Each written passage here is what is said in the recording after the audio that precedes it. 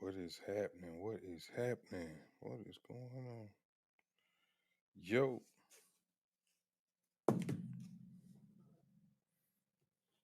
see what we got.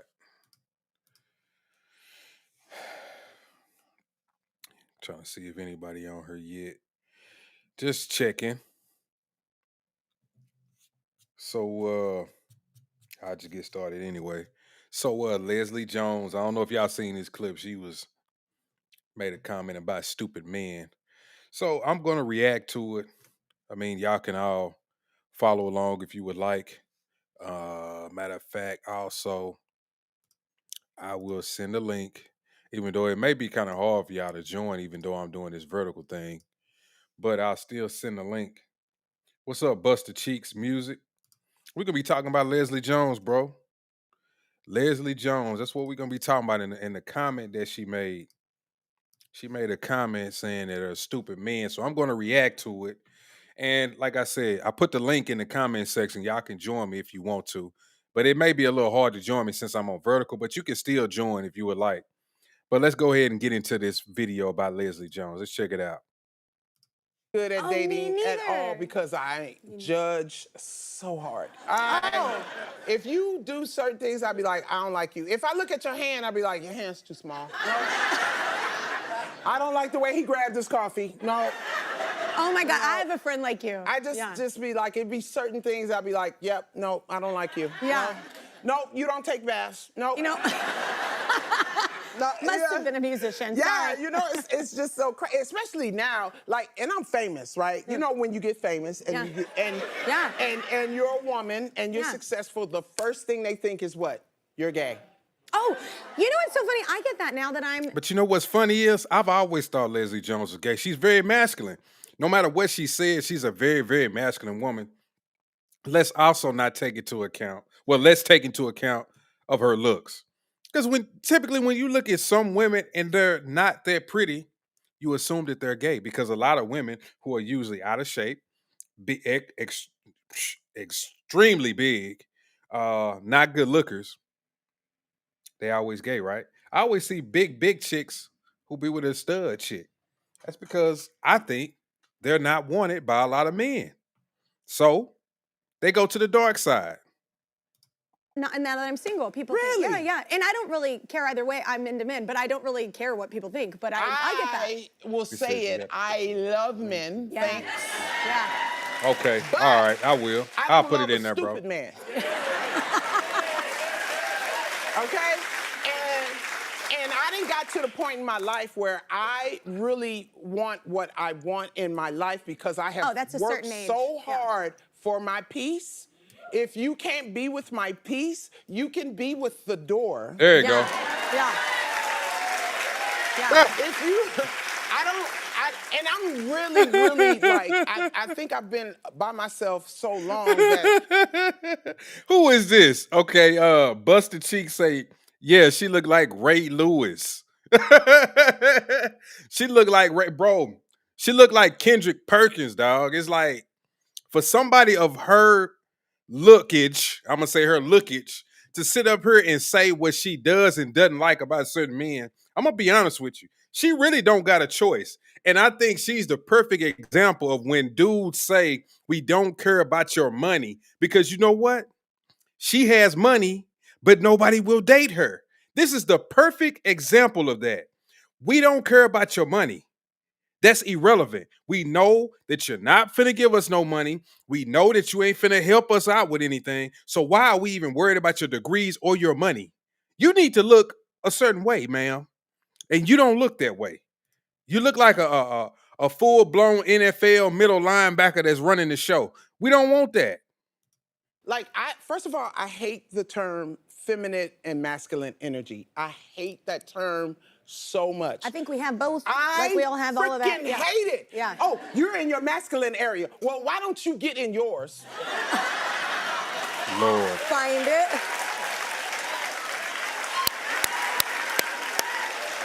And I think we have both. Y'all want somebody that look like that? Look at that. Y'all want somebody to look like that? You willing to get up, roll over in the morning, and wake up and see that every morning? And then she gonna roll up, roll over, get out the bed with this extremely big back and start talking crazy. You want to wake up to that? Because I know you don't. So for her to say this comment is very, very crazy to me. It's like, how could you even fix your, like they say, how could you even fix your mouth to say this about men? Ma'am, you need to just pick one. Whichever one picks you, that's probably the one that you need to go with, because it's gonna be tough sledding out here. I'm sick of it. I'm sick of men telling me, oh, well, you know, you hardcore. Yes, I am. I am. Can you handle it? Oh, well, what you bringing to the table? I am the table. The Green Mile. Yeah, she is the table. You say the Green Mile? Yeah. Michael Clark Duncan looking ass. Straight up, bro. You ain't. Hey,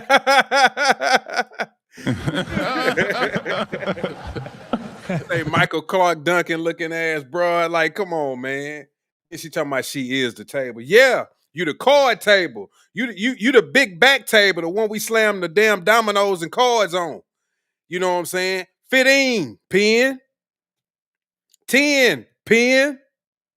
Nick him. Don't cut him. You know what I'm talking about. She also that table that your grandma got that they be serving Thanksgiving and Christmas dinner on. They throw that cloth on you. We see you every once in a blue moon.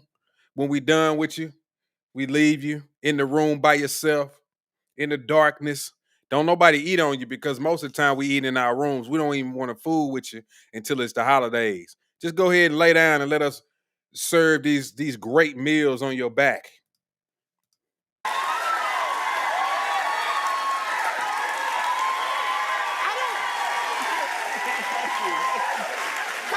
Look at these fools clapping. See these guys right here?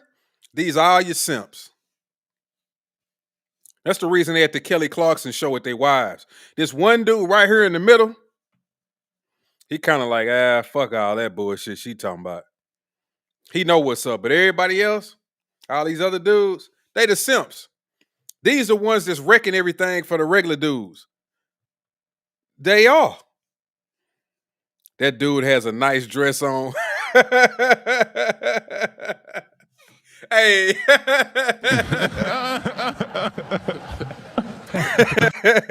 That dude got a nice dress on and a nice wig, huh? Nah, I ain't even gonna say that. That I'm gonna say that wig looked pretty bad, man. She's not a looker, man. I really hate when certain women make these comments like that, because see, they can come on TV and say this type of shit, but when men say certain things, they be like, do you got some money? You make $200,000 a year? Well, you need to shut up. You don't get to make those kind of comments. It's like, well, as a man, if you don't make a certain amount of money, then you can't make certain comments. So as a woman, if you don't look a certain way, you don't need to be making certain kind of comments. You need to keep that shit to yourself. Yeah, Thanksgiving table. That's right. That's right. Them a bunch of gay white dudes, bro. Them ain't real men. They ain't real men. Look at that. 3 men sitting together at a Kelly Clarkson show. Yeah, you right about them gay dudes right there. I don't understand why you wouldn't want a woman like me. I am successful. I'm rich. I can fight. Like, it's not gonna be you. Like, if somebody attack us in the parking lot, I'm be like, go get the car while I handle these thugs.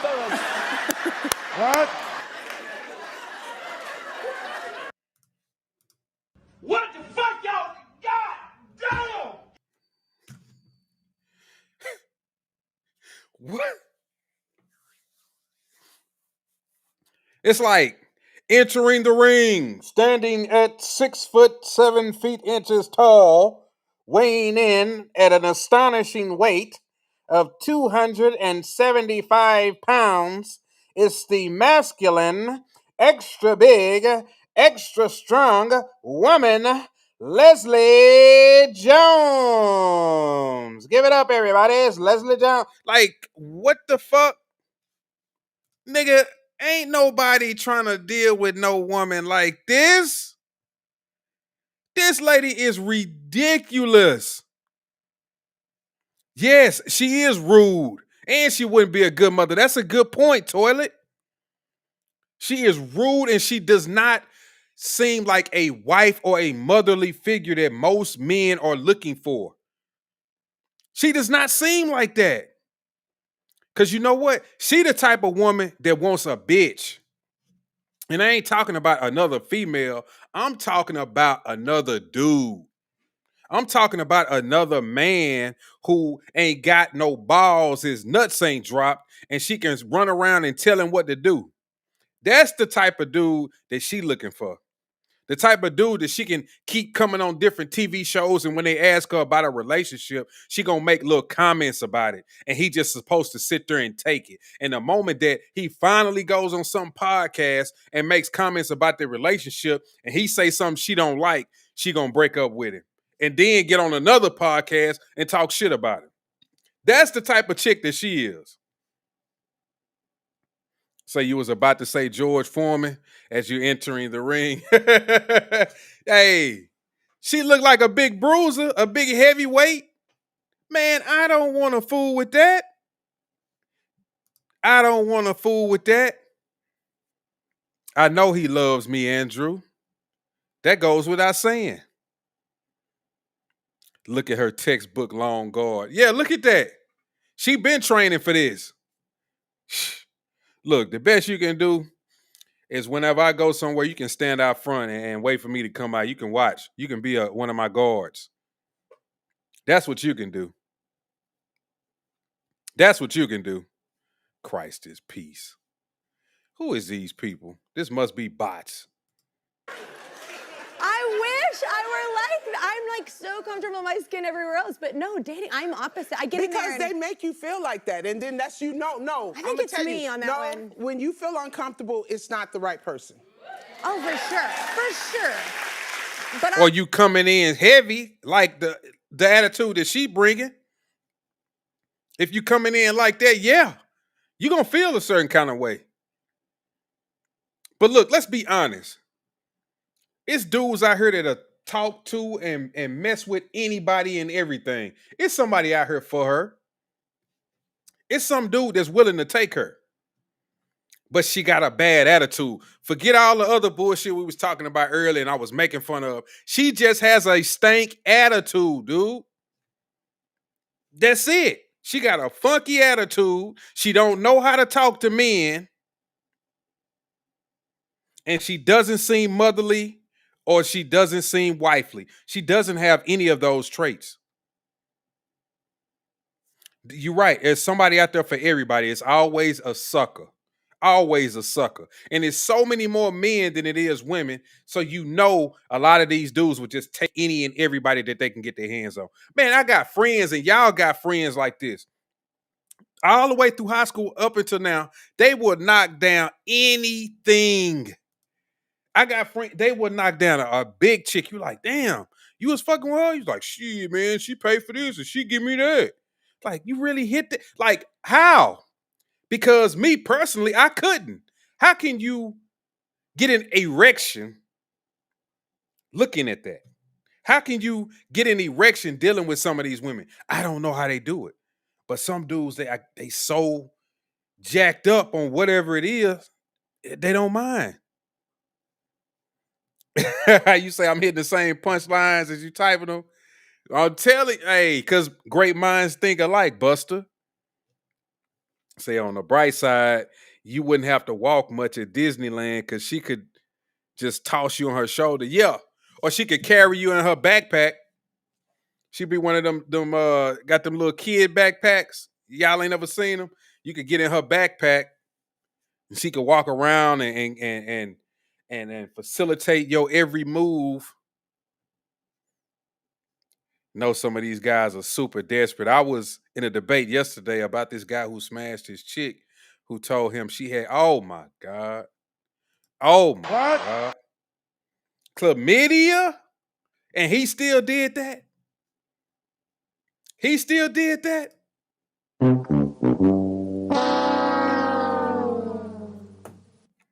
Oh. He better tighten up, bro. That's what I'm saying.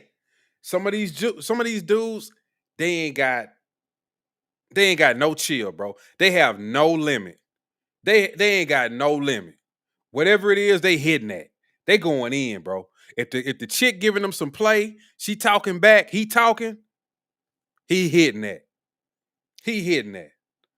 I got a friend that tell me to this day,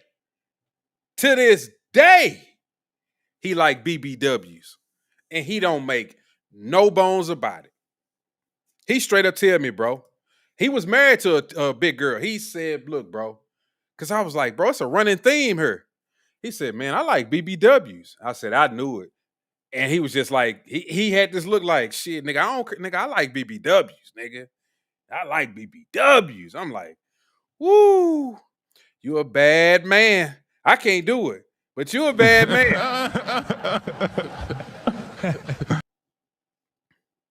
I don't know what you talking about, Caden. That's them bots. See, when you do this vertical shit, you get these bots. I hardly ever do this vertical shit. Matter of fact, this program that I'm using, I just realized I could do vertical on it, which is crazy because I could have been doing this the whole time. But man, look, it's another. What was that one clip? You don't know what a BBW is, BP? A BBW is they say a big beautiful woman, but to me that's just a big back woman. You know, in our culture, the black culture, we got this thing where we have turned fat, PHAT, yeah, we turn fat, FAT, into PHAT, like fat. Like, oh, she got a fat ass. So now you got all these quote unquote thick chicks, and they really FAT, fat, running around here talking about they thick. They not thick, they fat. Like, come on, bro. Like, you big. What is we didn't let them get away with that for so long that they all think that they thick. Like, you never ran a mile, you never walked a day in your life, you never hit the gym a day in your life, and you sitting up here talking about you thick. All you do is eat, and you squeeze into little bitty clothes. You're not thick. That's that's the right term, Buster. Morbidly obese.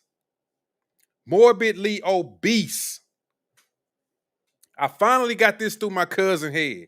She was one of these chicks. Like, she's cute. She got too big when she was at that right size. She was cute. Now she big, bro. But then I think she didn't took the Ozempic or something, and she back to her normal way. I was like, okay, there, you look good now. You're not thick. You was running around here talking about you thick. You was not thick. You was a husky broad. You look like a center. You like you used to snap the ball to Peyton Manning or somebody like that. You wasn't thick. Oh, I see. I didn't know that. I like a nice big bone chick, but not fat. Yeah, I know what you mean. Cause some of these chicks, they be kind of on the verge of fat, but they still got look like that's cool. But the thing about that is, you already know what you're gonna get with that, Oni. You put a baby in that, she gonna turn into a walrus, big dog. You hear me? You better be careful. She gonna turn into a walrus, big dog. It's just like the Mexican chicks. You seen them Mexican chicks? Some of them be cute than a motherfucker when you was in school with them. And then when they graduate and they had them kids, Lord have mercy. You be like, What the fuck, y'all? God damn! that shit be crazy. You like, who is that? Who is that? She be like, oh, this is Claudia. Claudia? Who? No, this is Claudia, the chick that I went to school with? What? She be like, yeah. I'm like, you gotta be kidding me. You gonna learn today. And then my eyes just get big and I'm like, Damn. you gotta be kidding me. Claudia, you done let yourself go, baby. What they say, you wide and all outside now. Now you busting out the seams. Yep. Hey, now that's the truth. That's the truth, Buster. Look at Oni laughing. But that's the truth, Buster. That's the truth. Look at a female's mom. If you meet a chick and you think she fine, wait till you meet the mama because that's what she gonna look like. I met a chick, bro, and she had a nice frame on her.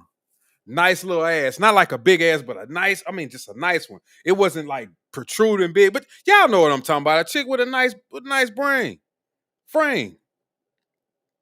Her mom kind of then got big, you know what I'm saying? But her mom had that same frame, but the booty started squaring off.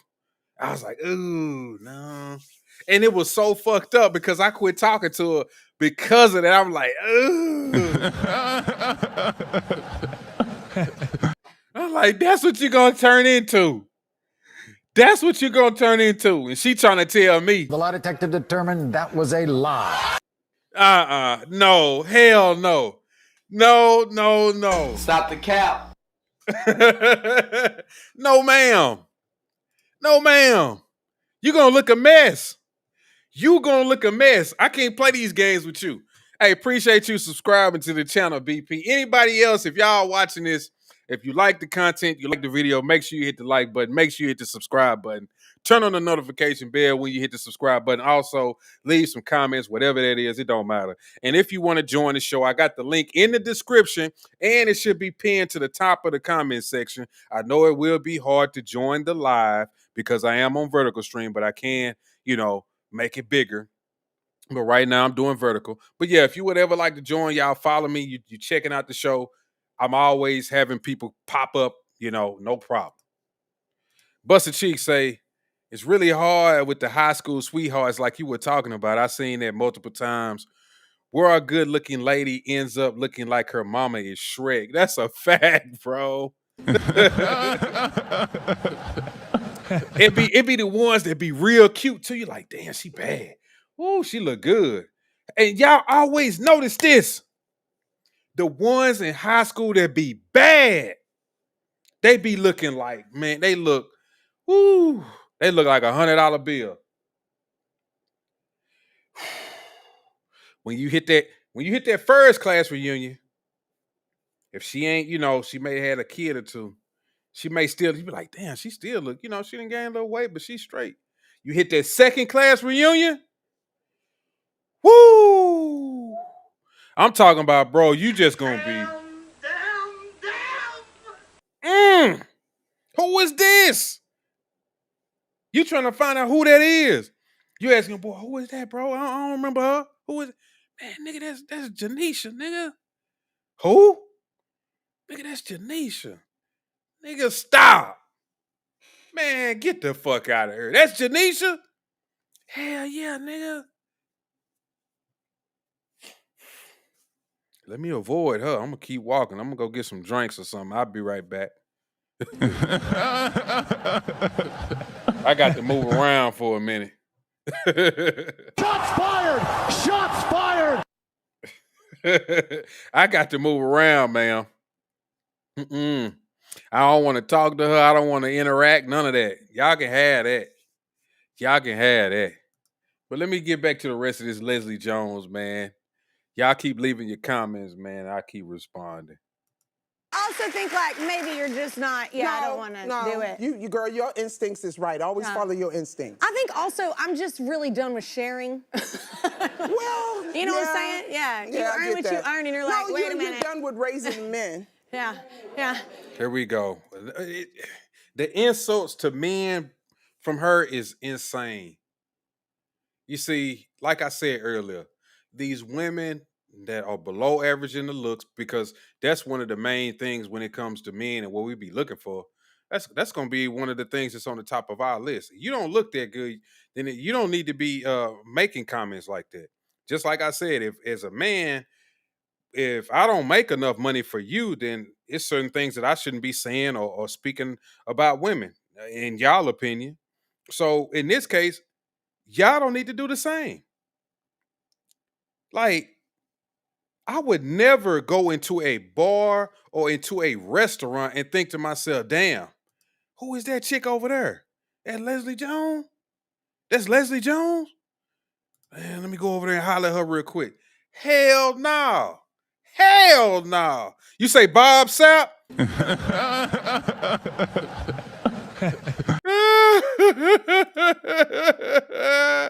Hey man, you need to stop.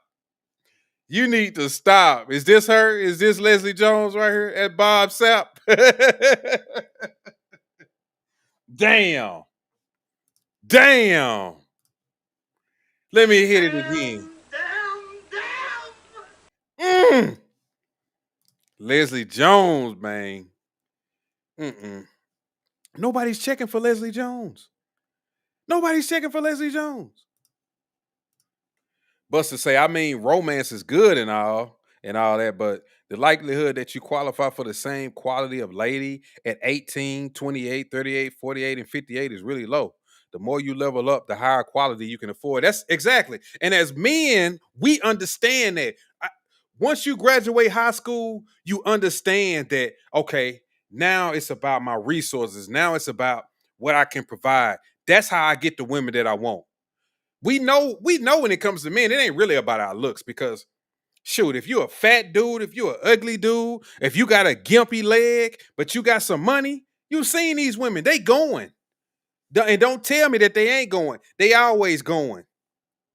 This is why every time I come on the show and I talk about stuff like this, I'll tell you everything that women got between their legs is for sale. It's always for sale. So don't tell me it ain't. Don't tell me it ain't. Y'all remember the P. Diddy case? These women was the same women that accused Diddy of all of these things, yet they was getting free trips, money, shopping sprees, getting their rent paid, getting their car notes paid. But then y'all turn around and say, oh, he was doing this and that to me. He was forcing me to do this. How is that? How was he forcing you, but he was giving you stuff in exchange? It don't make sense. So for them to try to run this racketeering and this pimping type thing on Diddy was BS. Now, it's a lot of things that I didn't like about Diddy. It's a lot of things that, I think he should have been charged with beating on those women, putting hands on them. That's what they should have got him with, but the statute of limitations wouldn't let it go through.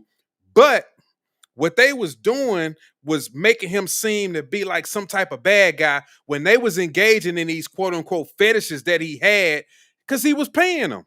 He was paying them. So no matter what they say, I know what it really was. Y'all was getting paid and y'all was giving it up. Period. That's a fact. A woman's love equals provisions. What can you provide? That's how much I love you. And we know this because if I run out of provisions, you gone. And they'll say, no, every woman ain't like that. Yes, y'all is. Some of the ones who say that, y'all just hang around a little bit longer. Because the longer that it goes on, if I walk in the house one day and I say, oh, babe, I just lost my job. If the chick love me, she be like, okay, it's cool, keep looking for you something. And, I try to hold us down to whatever. But let it go on for like 6 months, 7 months, 8 months. She gonna dip. She not gonna want to have sex with you. All of that type of shit gonna start to go away. She gonna start being very, very mean to you. She gonna feel bitter. And on top of that, she gonna start talking to somebody on the side. See, this the thing to me when women have these dudes in their inbox, some of them won't respond. I'll give them that. But the moment that you fuck up, guess what she say to those messages that she hadn't responded to? The person that she won't, she gonna say, oh, hey, I never be in my inbox. What's going on? How you doing? Really? That's the dude that you've been wanting to talk to. And then oh, damn, I sent you that. I sent you that last year. Oh, it's cool. I just don't be on her. I just don't be on my Facebook like that. Then he got her legs cocked up.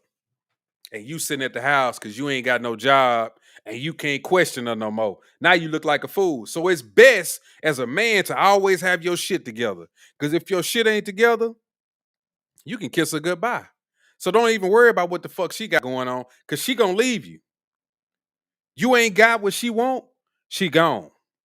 Okay? Let's just be real and be honest about that. What's up, Butcher?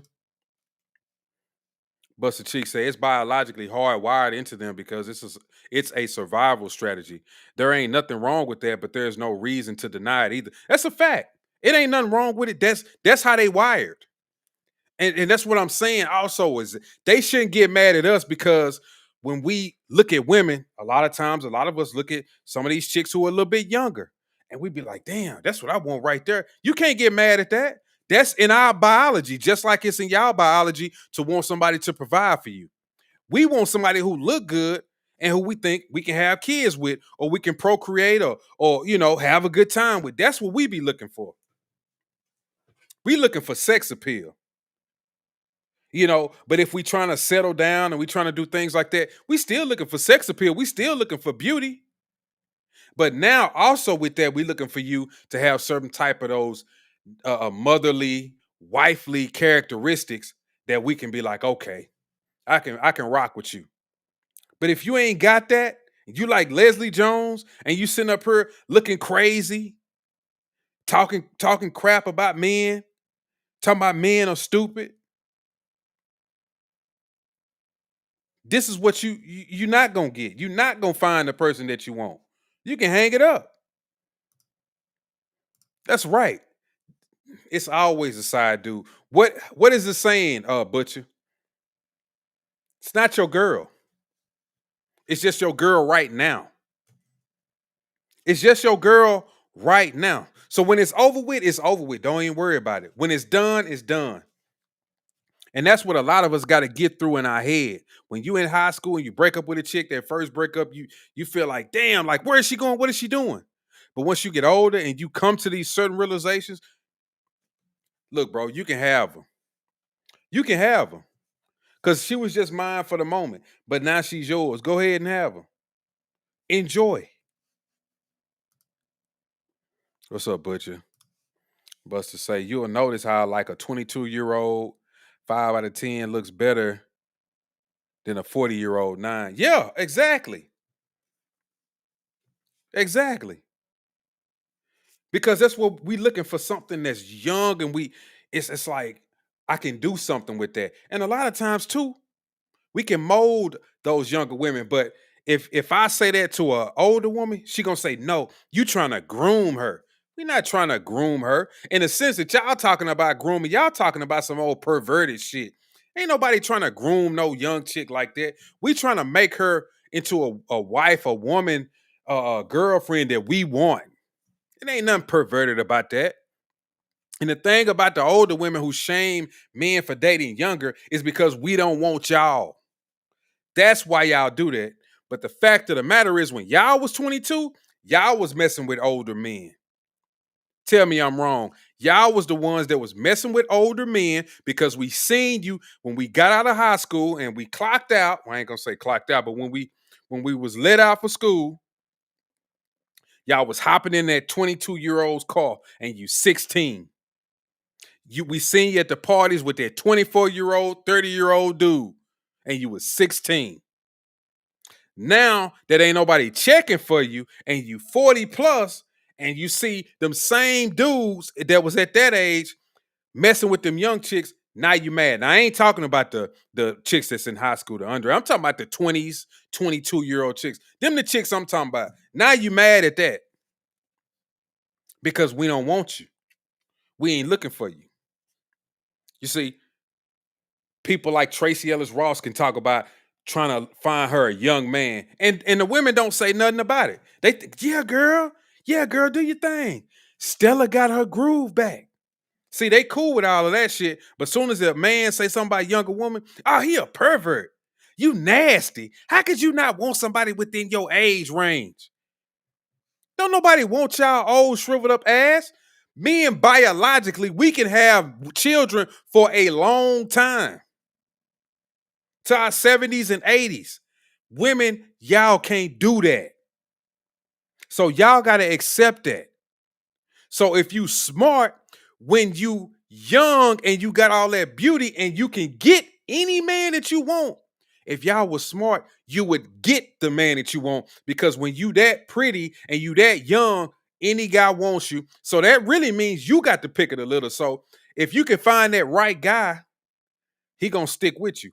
But y'all always choose the no good dude, the low down dude, the scumbag, the woman beater, the dude who already got a bunch of kids, the dude who ain't about shit, the dude who don't got a job, the dude who don't got a car. That's what y'all be wanting. The dude who stay with his mama. That's what y'all be wanting. Y'all just don't make the right decisions when y'all have the prime ability to do it. That's the problem. That's the problem. When y'all got the prime ability to do it, y'all don't make the right decisions. So y'all get older and y'all get bitter and you turn into people like Leslie Jones. That's right, she's our girl, but it's your turn. Old bras are just too jaded to the game and they don't have time to not sucker some fool. Yeah, that's right. But they'll do whatever you want if you got the money. It's just that the guys with the money don't want to give it to a 40-year-old, bro. That's it. And like I said, it's for sale. You got the money, you got the funds, they doing it. You got the money and you got the funds, they doing it. They going. They are going, bro. But the money that you don't, I mean, the time that you don't got the money, they out. They ain't trying to hear it. They ain't trying to hear it.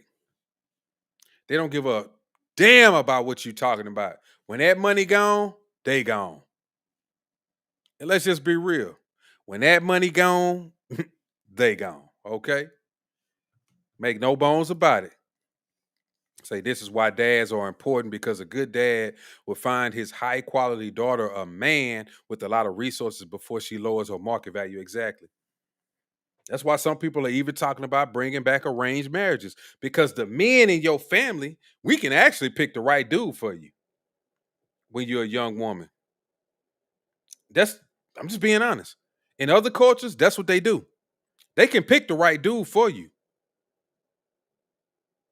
But see, now these women, they think they got it all figured out. They think they got it all figured out. That's why they run around raising all this hell, bro. They run around raising hell. They run around talking about what men ain't doing, what men ain't shit. Men ain't this, men ain't that. But y'all ain't that. You know what I'm saying?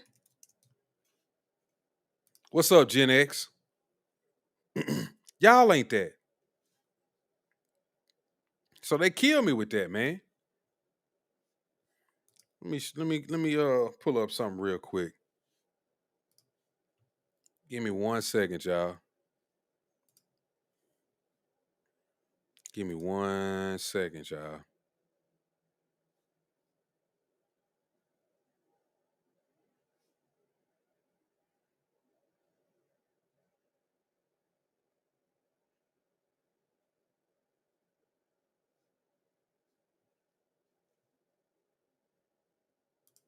This is the prime example. This is Kevin Samuels talking about it. What we've been talking about. People don't tell women the truth these days. Did it cut off? Men get told the truth all the time. Women have no problem telling a man, I don't want an average man. It happens every day on my show. TLC said they don't want no scrubs, and we have no problem telling average men, you ain't crap. But if I just happen to have the nerve to agree with a woman that says she's average, then I'm Satan. I think that's interesting. That's a fact. That is a fact, sir. That's right, the Godfather. Don't y'all hate that he gone, man? It's almost as if that was a conspiracy to get rid of that brother. That was a good dude. Yeah, he passed away, Oni.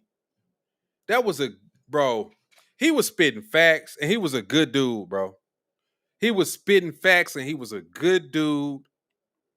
And he left this earth way too soon because he had good knowledge and he was going someplace. And he was what, in his 50s? So he had a lot more time left on this earth to tell us a lot more things and give us a lot more insight. Man, he had a heart attack, I think. Don't, you may have to go look it up, but they say because he was with some woman and she ended up calling the police saying he done passed out and all of these different things like that. So I think they had just had sex and I think he had a heart attack. Yeah, it's a shame. It's a shame, bro. It's a shame. Tim says Leslie Jones didn't realize her accomplishments and success only mattered to men if she highly attractive. Exactly. That's what I was saying in the beginning, Tim. That's what I was saying. She's the perfect example of why men say your money don't matter to me. She's the perfect example of why men say your money don't matter to me. You know why? Because we don't care. Your money ain't gonna do nothing for me. Look how you look. I'm just being honest. You're not a looker. You're not a looker. So it's gonna be hard for us to really go anywhere with you. Gen X say he told Vivica Fox about herself. She's still single and won 50 to this day. Yeah. Still talking about 50 Cent. Let me pull that up. What did she say? What the hell? She says she just recently made another comment about 50 Cent. He don't even be thinking about this woman, y'all. And look how she looked. And she went and got a BBL. She looked crazy. She looks crazy. What's up, Hope? Everybody say hi to Hope, man. Hope be coming through. She's one of my regulars. I always enjoy when she come through. He say he's mentioned in the past numerous times that he was born with. Oh, I didn't know that. I didn't know he was born with a heart issue. I didn't know that, Gen X. Fire to chase after their dreams. Don't date 50 Cent. Don't date no damn rappers. What the hell was that? Don't date 50 Cent and don't date no rappers. What was that? Fire to chase after their dreams. Don't date 50 Cent. Don't date no damn rappers. What? Now, how's she gonna talk shit about 50 Cent, bro? Do y'all know? Look, let me show you what happened. I'm 20 minutes away from Shreveport.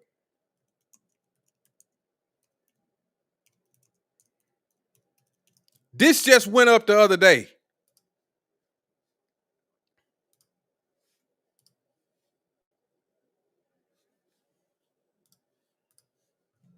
Damn, y'all can't see it. Hold up. Hold up.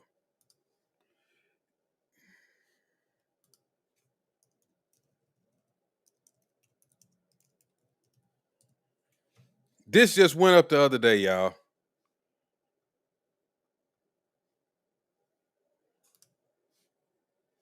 Can y'all see that? If I click on it, what's going to happen? Let's see what the page got. Okay, you should be able to see that. What the hell? Hold up, y'all.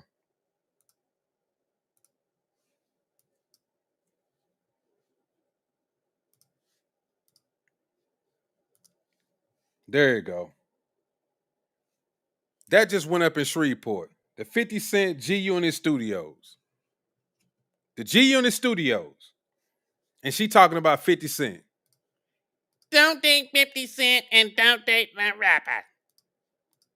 No, don't date no Vivica Foxes that's getting BBLs at 60 years old. I like real butts.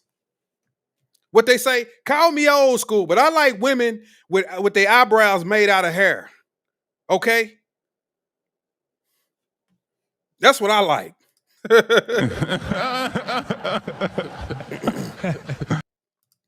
Jaded, bitter, angry black woman. That's a fact. That's exactly what she is. You ain't lying, Gen X. She aged out the system is what that means. Yep. She definitely aged out the system. And she mad about it. She ain't got nobody else to be mad at but herself. Remember, she thought she was so hot that she didn't need nobody. She was one of them independent women. I could do it on my own. I don't need no man. Now you running around here trying to get the attention of men and you're not getting it. It's a wrap for you. You can hang it up. You can let it go. Ain't nobody checking for y'all. So don't start coming on TV. Don't start getting on panels. Don't start getting on all these shows and bashing all of these men because you had the perfect opportunity with 50 Cent. He's even said it. He really loved her, but she fucked it up. She had a bad attitude. And that can ruin it for y'all women. If y'all got a bad attitude, a dude is going to check out. It don't matter how fine you is. It's going to start to make you look ugly. And then y'all get mad at the average women who get somebody. You know why? Because they act like women. They act like mothers. They act like wives. They play their position. They chill out. They don't go on podcasts talking shit about their husbands. You don't even see them. And guess what? They be riding around in Bentleys. They got a house over here, a house over there. They on the private jet. They going shopping. And they ain't doing no tripping. Because they won. They played their role perfectly. So some of these average women, when they play their role perfectly, guess what they turn into? They turn into tens. Okay?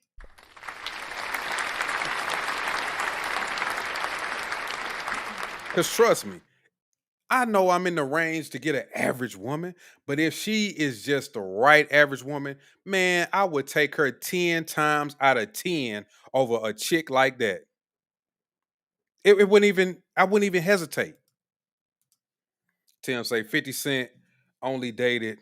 What's up, Buster? He's Hey, what's hey, up, man?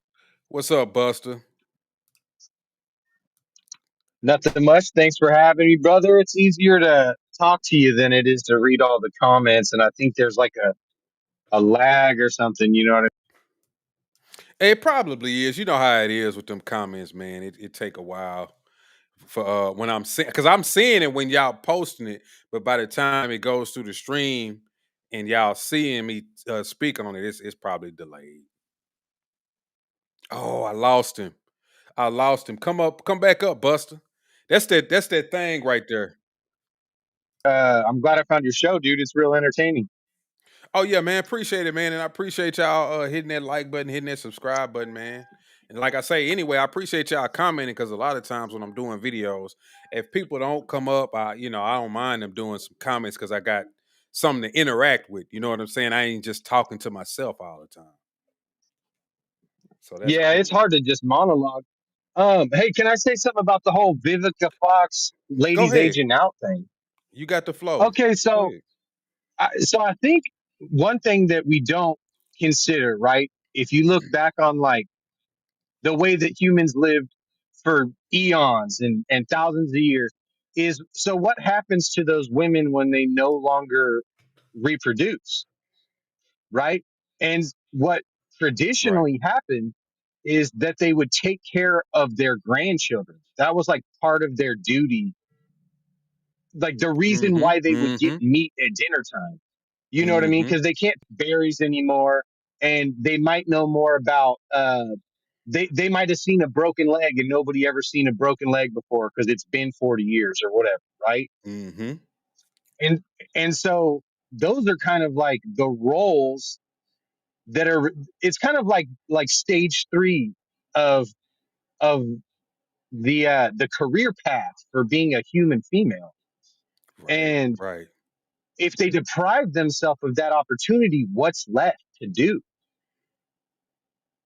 They're Nothing. they're like a 19-year-old man without a mentor, right? Like he's no good to anybody. You know what I mean? Right, right, right. So He's just somebody, that's it's kind like a of like wanderer, just a wanderer in the wilderness kind of type. Yeah. right. He doesn't have a there's no duty or purpose for that person, and so it becomes like more of a I wouldn't say a burden, but kind of like a sociological burden, Right. you know?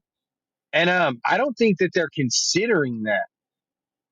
They don't. And you know how as men, you don't really feel a real like you don't feel a sense of purpose until you have kids, and then your eyes start to open up to the world. You're like, okay, I got some mouths to feed, I got some people to take care of, I got some children to raise, and I want them to be better than me. It gives you a purpose. That's what you're saying. It's a sense of purpose, Right. bro. Mm-hmm. Right. And they're like they're denying themselves that purpose. Um, and the messed up part is like I think we're tricking young men and young women. Right. It's Mm-hmm. not like it's just one of us are getting fooled. It's we're fooling both of them. And so like I was when I had to get destroyed to figure this stuff out, man. You know what I I'm mean? with you. Like Hey, I I'm had right to. there with you. And when you're young, you got this kind of like fanciful idea about how stuff is, and nobody wants to tell you the truth because it's not like kosher. It's Mm-hmm. taboo, right? Because Mm-hmm. you don't want to be the guy like telling a boy that like she's temporary, right? Mm-hmm. And I mean, if you're a good dad, you should be saying that. But the average dude doesn't want that's the Kevin Samuels thing. All he got was bullshit, right? Mm-hmm. And Mm-hmm. so and then they tell the women that it's like, oh, you can kind of play the same game, even though they don't tell them like, but there's a clock ticking. Like if you're a Right. good dad, your daughter, as soon as she hits the prime, that's when she should sell on the market to the Mm-hmm. highest bidder. If you're a Mm-hmm. good dad, Mm-hmm. right? But the concept of doing that seems like you're stealing autonomy away, or you're a misogynist, even if you're looking out for your daughter, It's our right? society, Buster. The society has made them believe that like that's evil, or like you doing some type of perverted act by doing that. But no, as a man, I'm just looking out to make sure my daughter has the best life with the best person for her future. That's it. Like I don't care what the dude looks like. I need her to have the best. Right. So I had sons, right? And I grew up with a bunch of sisters. Mm-hmm. And we had like a hippie family, right? So all of this girl power shit was everywhere. That was like the Mm-hmm. rule, right? And I was a sucker for it. Like I fell for one of my problems with women was I used to when I was younger, this is going to sound fucked up, but I used to hold them to the same standard as a man because I treated them equally. And that's not really fair. You know what I mean? Because my Mm-hmm. my brother wants criticism, but my wife doesn't. Mm-hmm. You know what I mean? Like that Mm-hmm. hurts. Mm-hmm.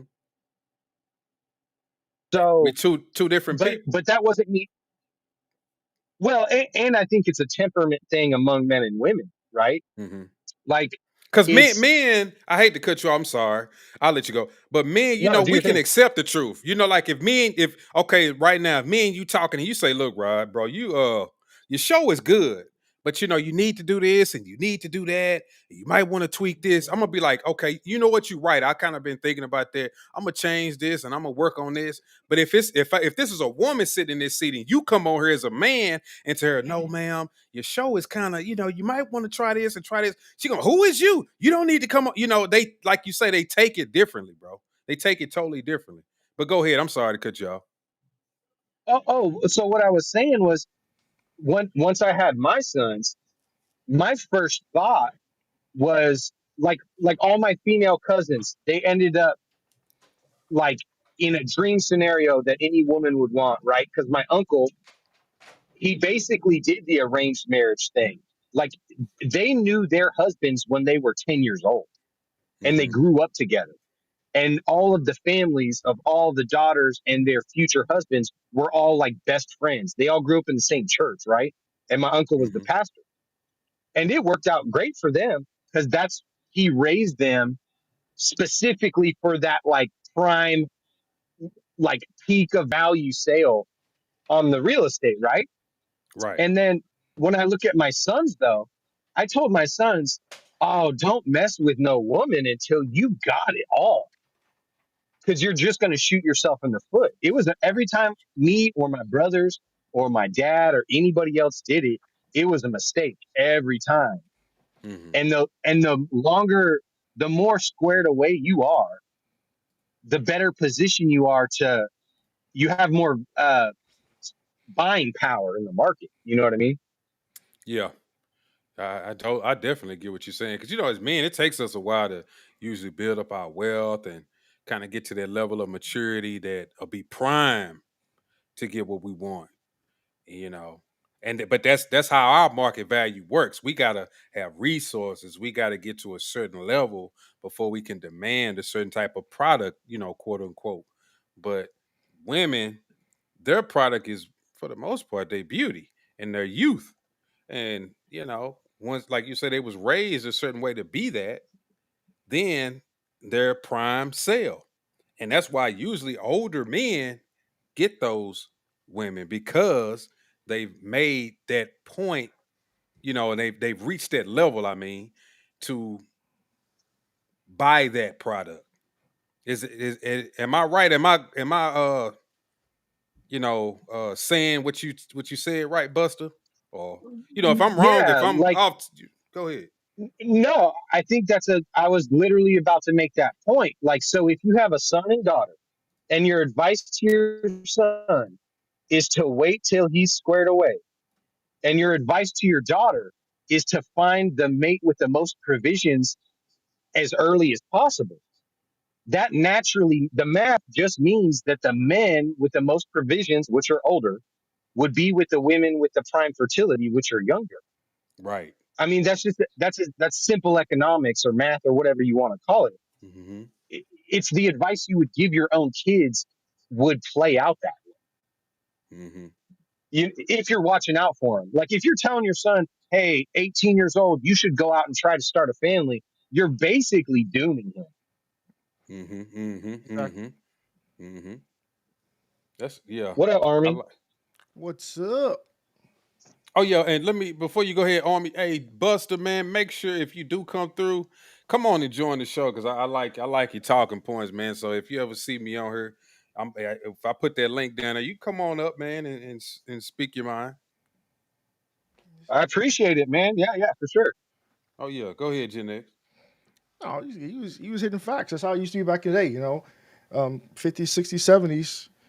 You know, family with children.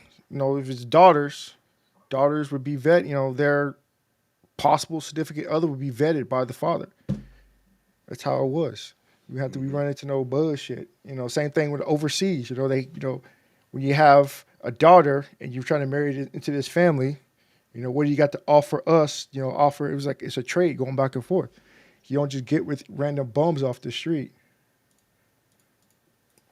Loves a good pig's roast. Says I have daughters, and she's going to be in a position she doesn't have to rely on anyone's resources. What It's y'all all think fun about and that? dandy, but at the same time, too, though, you creating a masculine thinking woman. There you Just go. putting it out there. I got your sentiment. I understand that, but at the same time, she relies on herself. She's just hyper independent woman. If then no one's gonna want to meet up with her or do certain things just because, like, well, you just doing it on your own. So why should I get with you? It's that hypergamous thing. You got what I got, so why should I get with you? Would I get with somebody better? Her way of thinking, because I've seen it Hmm. happen with women. Being in the military. Same ranks. Why should I get with you? Why should I get with somebody that makes higher rank than you? They can offer me more, get me into more exclusive clubs, certain things like that. Because as a certain rank, private E3, E4, going to E5, compared to an E7, because I dated girls who end up going a higher rank up, E7, and it's like, you can't compete with E7. Hmm. They make more money, they got more experience, they do certain things. I may be able to do certain other things, but between paychecks, like, yeah, you got it. And see, I also think too that when they raise these daughters like that, they take away that sense of, you know, working with somebody, working with their partner, because they automatically think, oh, I can, like you say, I can do it on my own. I don't need no man. But through generations and just through human life, a woman has always had to rely on a partner. And Exactly. this society has made people believe that there's something wrong. There's nothing wrong with that. Like me working with my wife is nothing wrong with that. You know what I mean? Her working with me is nothing wrong with that. That's happened in the first generation of the new feminism back in the day. I think like the '70s, late '70s or mid '70s, where it happened. The first wave feminism, where oh you go out and do this, you can go out and do that, and then they got this mindset where yeah we can do it on our own, but at the same time too though they built up the hyper independence, and now men are more reluctant. You know, like oh well you got to be man enough to do this, you got to be man enough to do that. Understandable, however, comma why should I have to cater to you or bend to you when I'm the actual man? I could go get a different woman, which is Hmm. why a lot of men do go overseas, who do go, the passport bros and those in the military. They know what I'm talking about because white, black, Hispanic, we go anywhere in the world outside of the U.S. Women are coming up to us all the time, no issues whatsoever. If you can't get a woman going, I'm not even here in the states. If you can't get a woman outside the U.S., there's something wrong with you because they would come up to packs. I remember when I landed in Germany, five approached at the airport. I'm just trying to get my bags and get to the fucking bus to go to my duty station. They know you're different. You're exotic to them. But the reverse doesn't happen with women. They go overseas. No one's trying to pull up to them like that, unless they go to somewhere like Jamaica. But go to Italy, go to Japan, go to other places like that. Specifically black women. I hate to say it, but it's true. The loud, the boisterous, Hmm. all this bravado in your chest. They don't want that. They're very used to demure, the whole demure thing, demure, feminine women. So yeah, that's what they're used to, and women are getting upset about it. That's why the whole passport sisterhood is failing, because don't nobody want to talk to you like that. You got something to say, Buster? Right. So I guess what I'm trying to understand the logic behind the comment that you would want to raise your daughter to not depend on a man's resources, because there's a couple problems with that. First off, I mean, how many examples do you need? Right? Like every woman that I know who's played that game has ended up like lonely, like Vivica Fox, Yep. right? Like how is your daughter going to be independent and also have children with a man of any worth? There's not enough time in the day to do that. You know what I mean? It's not even physical. So what? She's like a high end lawyer who's working 60 hours a week, moving forward in her career, and being a mother who spends a lot of time with her children, who's focused on their quality of life more so than whatever she's got going on at work. I mean, it just doesn't make any sense. And not only that, like, then who is she competing for as a mate? Like, so are you raising her to compete for, because she's not going to be with a man that earns less than her, especially Yep. if she's relying on her own resources, right? She's relying on Hmm. her own resources. So are you raising your daughter to uh take care of a man who earns less than his own wife? Right? Like Hmm. or are you Hmm. having her putting her in a position where she doesn't need your money, but she has to be with a LeBron James type? And Hmm. if that's the case, why would LeBron James ever mess with her? It doesn't make it, there's no logic behind it. I understand the concept of protecting your daughter's future, but why not spend that time and energy feminizing your daughter and picking Oh, the right mate for her, right? Exactly. Like, don't you have a best friend or a guy that you know is a responsible man with a son your daughter's age? And if you don't know any, isn't that kind of like you dropped the ball? Hmm. To mhm, me, and exactly. to me also is like if you're trying to raise your woman, well, not your woman, but your daughter with Daughter. these masculine traits, then she's going to be a woman that most men don't want eventually. Well, in the beginning and eventually, Yeah. and then if you raise her to be, you don't keep an eye on her, so she's very sexual and things like that. Now dudes just want to hit that, but if you raise her to be a wife, she can get all of these things that you want your daughter to have. She can. Nobody's saying that your daughter can't go to work or Yeah. do things for herself. Ain't nobody saying that. We just saying if you bring those feminine qualities, those motherly, wifely qualities, bro. you don't realize what the right dude come along and be like, damn, man, my wife, she cooks, she cleans, she take, man, I ain't, I'm finna get her a car, we finna get a house, I'm finna make sure she's straight. I'm gonna be really looking out for her. But it just seemed like people just don't see that. They see that as a negative, like, oh, I don't want my daughter dependent on somebody like Loves a good pig roast is saying right now. I don't know. I just don't get it. Yeah, that's what I'm saying. Because I have a daughter. My daughter's 13. I have three sons, 25, 21, and 19. Men. They all in call. Two in college. One just graduated. One's in the Air Force. He's a pilot. So they learned from me. They got their manlyhood. They good. My daughter, ex-wife, we both talking to our daughter. We're always in their lives as far as like what you need to look for as far as if you start dating, because she's 12, she turns 13 next year. So I'm like, she's a fucking teenager. This is what you need to look for. If they don't act like your daddy, if your daddy, does this, he does this, and he does this with your mom, or does this with whoever girlfriend is with. If he's not doing these certain things, that is not the type for you. If he's going out there, he's talking to you this way, he only talks to you because of this or what you can do, or try to sneak you away, do certain dumb shit. That is not the guy for you. You can always wait. Because that's the thing. Like I said, back in the day, I remember my dad used to talk to my sister. My sister's a year younger than me. I'm 47. She's 46. Certain things. My mother would say how to be feminine, how to cook, how to do this, how to clean, raise a wife. White people do it, Hispanic people do it, Asians do it. We don't do too much of that in the black community anymore. Because like ever since like what the 70s and 80s, it just fell off. We stopped doing shit like that. Mm-hmm. Now it's about oh, get your education, do this, do that. All these women getting their education, they coming back and don't nobody want to be with them. With white people or white women and Hispanic women, Asian women, when they're in college learning, and they're also dating with intention to get that husband. So when you do see them graduate, they have their ring, they're engaged or they're married already. You don't see a lot of black women doing that because they've ingrained so much in their head, go to school, get an education.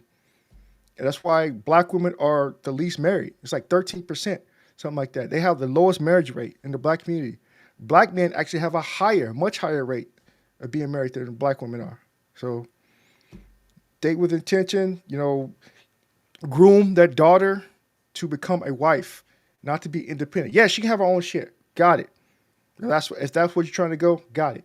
But at the same time too, though, so at the same time, you want that person, that daughter, to become a wife. Oh, I'm engaged again, by the way. So I've been married. I've been with my chick for the past Hey, 5 years. congratulations. Yeah. So congratulations. first time, me and my wife, we were both in the military. So don't marry anybody in the military. Because all we do is, if we're not fighting, we're fucking. So that's the two things we I do in the did military. something real similar. So Yeah. So you're trying to come at me with, oh, you're divorced. The whole shaming tactic, it don't work on me. I'm Gen X. Yeah. Yeah. That shit don't bother me whatsoever. I own a house. I got capital. I got all this shit too. So we can go check for check if that's what you want. It makes no difference. I'm retired. So. And I got my own business. So that's a fact. I'm just saying. I could wake up and do this all day and not have to worry about it because I got my money making in the background. I got YouTube channel going, kicking off.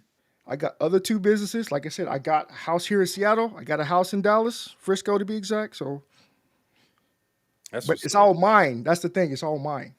Mm-hmm.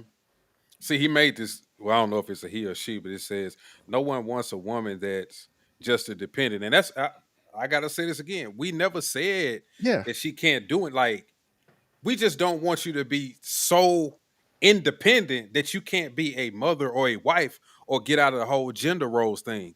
Like, you need to be a wife. You need to be a mother. You don't need to be a masculine man. That's what I'm there for. That's what the man's for, exactly. Like, I don't need you to do that. Like, I know what he's saying, but I don't think you're hearing what we're saying. Nobody is trying to stop women from doing what they want to do. It's just gender roles are there for a reason. Yeah. Yeah. Well, I think isn't it like a question of what is it that women really want to do? Like I saw the comments, he said a couple. One, the dependent thing. Well, first off, women have always been dependent on men for at least protection. So until you want to say you don't want a woman that's dependent, let her be let her call an all-female army and an all-female police force or whatever. If we're gonna play that game, it's a silly game to play. It's a Yeah, silly game to play, right? but it's not. But But it's not. right, I get, I, but the point he's making is, in my opinion, goofy, right? And then and then not only that, it's like, okay, if my daughter could choose between working 40 hours a week and you working less than 40 hours a week, like he's saying, but my daughter has to work 40 hours a week, I would prefer my daughter doesn't have to work 40 hours a week. Me Exactly. personally, if I could Exactly. choose for my daughter to just be rich and retired and only worry Mm-hmm. about building a family so that when she's on her deathbed at 90, she has 75 grandkids there bringing her flowers, I would Mm-hmm. prefer that. You know what I Mm-hmm. mean? So, like, I don't even understand. I don't think you prostituting your wife to the workforce is more morally acceptable than being a stay-at-home wife. That to me, and I'm not bashing, I get it. Like, everybody's out in the streets. I get it. I totally understand. I'm just saying, if I had to pick one, then I would prefer my daughter not have to work, yep. right? So I don't understand the logic behind what he's saying. It's like, it's almost as if the essence of his argument is that to make women feel empowered. And that's Yeah. it. Like, who cares? Like, what is the practical application of what you're saying? Let me go ahead and do something for you real quick, Cheeks.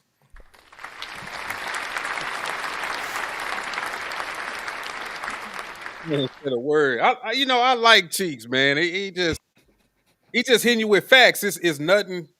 He's not trying to be funny about it. He's not trying to be malicious about it. It's just straight facts. And we have this evidence. We see it on a daily basis. It's been on the internet since what, 10 years, 15 years? Women going through all this bullshit because they're hyper dependent, independent. We see what happens to Mm-hmm. them. Going to be like Oprah. Nobody's trying to marry her. Well, she's already Mm-hmm. aged out. So you got Mm-hmm. her. You got, like I said, Tracy Ellis Ross. She was cute. Nobody's trying to marry her ass. She's what, a couple years older than me. Nobody trying to be with her. You got the Tia Mowry. She thought she was better than the system. Oh I look man. at her. Beyonce recognized, she was about to make a mistake. That's why she stayed with Jay-Z. Because, Mm-hmm. right when she left, if she would have left him, ain't nobody trying to be with her like that. She's married Mm-hmm. or married with him with all those kids. Mm-hmm. They'll hit it because it's Beyonce, but who's going to marry her? Come on now. Yeah, Same we thing know with what that would have been. Tom Brady's wife. Well, She no had guy everything. could qualify. Yeah, because like Yeah, she's not yeah. gonna go. She's Mm-hmm. not gonna try to dumb down like Tom Brady's wife. She married her what, yoga instructor or karate teacher. Look, now she's fucking all jaded. Come on. No, that's a fact. But yeah, that's a known fact that 60% of Americans, I think it's a bit higher than that, they don't have 1K in their bank account. Yeah, it's a lot. It's a lot. But just me, even if I wasn't doing YouTube, even if I wasn't, renting my house out in Dallas and have my house here or have my business, I still make more than say 80% of Americans, just me being retired. Mm-hmm. So I'm like, it just depends on what you do in the military or what you do in life before you retired. I retired early. So we can go, like I said, bank for bank, it don't matter, but that's not the point. The point is we're talking about you're raising an independent daughter and it's going to get to a point where she becomes too independent. And if you don't instill any type of core traditional values in her while you're making her independent, like you said, we got examples already. So And, and Right. who is she getting this guidance from? Her father or her mother? I believe it's Good probably the question. Right? father. Like, she doesn't need to be dependent on no man, but you're the one giving her the guidance. So she is, or it just doesn't make any sense. No, I understand what you're saying, Like, but this is when it comes to see, because I know y'all heard the way I talk about me and relationships on her. It's like I just I run across so many women that have these traits that he's trying to make his daughter into that I don't even waste my time with them. Like, I already know what I'm getting into, so either I just have a good time and I move on, or I just don't fool with them. You know what I'm saying? and they can't get with my program, is because that's me. If you can't get with my program, then we're not gonna work out. So once you start getting more and more men, it's just deciding like we're not dealing with these type of women. She's gonna get lonelier and lonelier and lonelier. It's gonna go on and on and on. She's gonna get bitter and bitter and bitter. Oh, And you, as the father, is gonna be like, "Damn, you ain't found nobody. What's going on, baby?" And your daughter is gonna be asking you all these questions and coming back to you with all of these things that you can't give her the answers to, and you're just gonna have more of a mess on your hands, bro. or she'll become gay. I'm not saying that's bad, That but too. you Well, see there it will be happening. no man good enough for her. Yeah. That's a good point. Yeah, You that's a know, good point. um, and he did say earlier something about, uh, well, don't be mad that you can't afford a woman. I could see how some guys feel like Making that. I think assumptions. those are like more immature guys. Hmm. But I think the wisdom is, at least what you should tell guys, is that it's not a matter of how you feel about it. Hmm. It's just the way it is. Like there is a market. And if you are, you see these guys complaining about, I don't know, these women that they say are no good. It's like, oh, then level up, dude. That's all there is to it. I Hmm. mean, that's the only way out of it. It's like Ferraris aren't cheap enough. I mean, okay, you can say that all day. It doesn't make a difference. Yeah. That's a good point. He got some good ones. He got some good ones. Yeah, man. This guy loves a good pig roast. Is just. I think he's more of the type of. Well, I guess he would be Hey, a feminist, wouldn't he? hey, okay, all right. Loves a good pig roast. What's your age group? You don't have to give specifics. Age, demographic, or ethnicity. I'm just curious about something. I'm gonna say white male, about 50, and he has Oh, he's two bored. kids. He's bored. He's bored. No, it's like saying like I just want to know Oh age, no, you good, bro? ethnicity. Like, did you grow up with both parents? Are they still married or? Because that has a play on how his mentality is, especially Mhm. if you grew up as okay. Are both 32 your parents black. together? Hmm. So he's Hmm. a millennial. Hmm. Are your parents together, or did you grow up with just your mom, or your dad, or both? Nancy's a 50-year-old We got cougar. a Gen Xer in the building. Hey, what's up, Nancy? What's up, Nancy? Did he say 32? Yeah, he said 32. Yeah, black and Latino. Yeah. When I'm from a similar generation. I'm a bit older than him, but I did the same thing he's saying. And I thought the same way. And it just never works out. It's not gonna. I mean, they got those super modern things where it's the woman is a banker and the guy, knits scarves or whatever. But like that woman doesn't want that guy deep down. Like she'll, there's a Tolerate guy in the things. inbox. Yes, yes. That's the lapdog from what's her face? Michael Clark Douglas. That's what she Hmm. wants. Because Hmm. there's no man that out earns her who wants Mhm. her. It's like, you know what? Hmm. I make $3 million a year and she makes $2 million a year. And I'm looking for the lead role in Planet of the Apes. That's what I'm looking for in a woman. And she needs to be 50. You know what I mean? Like that's not a thing. Yo, loves good. Well, I'm just going pig roast. Yo, I settled down early too, if that's what we can call it. 20, got married. We both moved to Hawaii. We were stationed there for 3 years. We bought our first house there. Sold that house. Came back to El Paso. Bought another house. We made our way through the ranks. Both E7s, and then we ended up getting divorced because military been together long enough. One's coming, the other one's going in opposite. And you get used to doing that, especially when September 11th happened. It's a constant revolving door, and you become more roommates than actual husband and wife. So that's how the divorce happens. So anyone who's been in the military that knows that tried to stick it out like that, I'm not saying that all, but military has the highest divorce rate of any profession. Next to the Yeah, police, I got doctors, married in the and stuff. So military.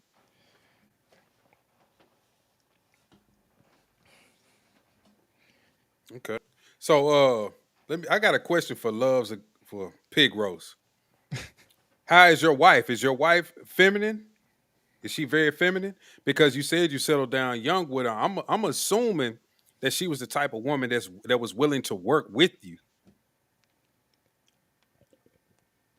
So I want to know that. I know you didn't have a masculine woman. who? The Pig Roast. Oh, I'm about to say, Because he said they married young and they both have similar careers. And mm, I'm assuming that they raising these kids.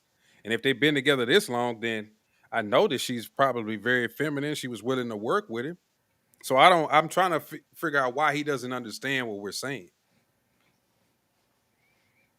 Well, there's Yeah. exceptions too. I mean, like, not only that, I hope it works out for him. yeah, I'm Like, not trying to say I don't hope, work Right, out. Yeah, right, right, right. yeah, I hope, bro, if that's the scenario that you're in, that is fantastic. I mean, I don't know. It kind of sounds like your wife depends on you as part of the family. So I don't know why that wouldn't extend to your daughter necessarily. Um, but I hope it works out. But that's an exceptional thing. And you can just look it up statistically. You can look up anecdotal evidence. Um, I mean, my anecdotal evidence at this point, man, I've testified in a bunch of divorces. so so I mean, it's not even like a strange phenomena. It's the strange phenomena would be thinking after 100,000 years, all of a sudden your daughter don't need no man. It would be the first mm, time in the history of humanity. mm. true, true.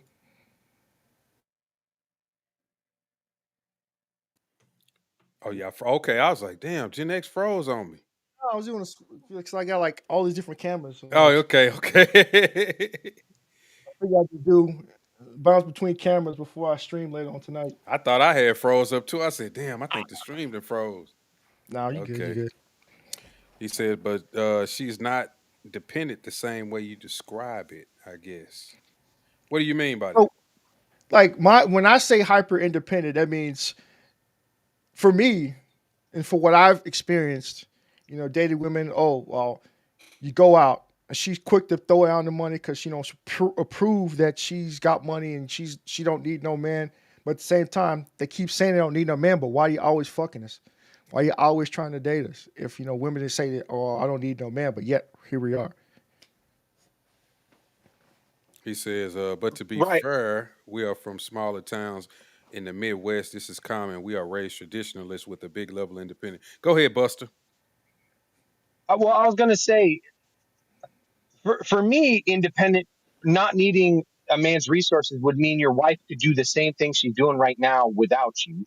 Yeah. A and B, if you could just absorb her income into your same hours right now, you don't think that that would be better for your family or that it would be your wife would be happier? Like you're telling me your wife's never complained about working too much one time or money Mm-hmm. being too short? You'd be the only guy that Yeah. ever happened. In history, because that Mm-hmm. is like Mm-hmm. that's Right. she damn near walk on water if that's the case. Mm-hmm. I'm not trying to be And funny, but I hope it's the case. Yeah. I'm not trying to be funny, but women by nature will complain about the slightest thing. We know this. Yes. Oh yeah. So basically, like Pig Roast wouldn't choose to retire his wife tomorrow if he could. That I don't believe. There's no way he would pick that. There's no way. Because I Yeah, mean, so if he had the opportunity, I know he would. so I'm saying Of like course. if she could retire tomorrow, like if you tell her quit working right now, is she gonna complain about it? Hell no. Hell no. Hell Hell no. no. I'm like, that's how my fiance is right now. Like she's like online English teacher, so it's like We don't have to really do anything. Like especially here in Seattle, like I can stay here all day. We can do shit, or we can go out. You know, like she'll teach when she wants to. I'm like, yo, you ain't got to teach.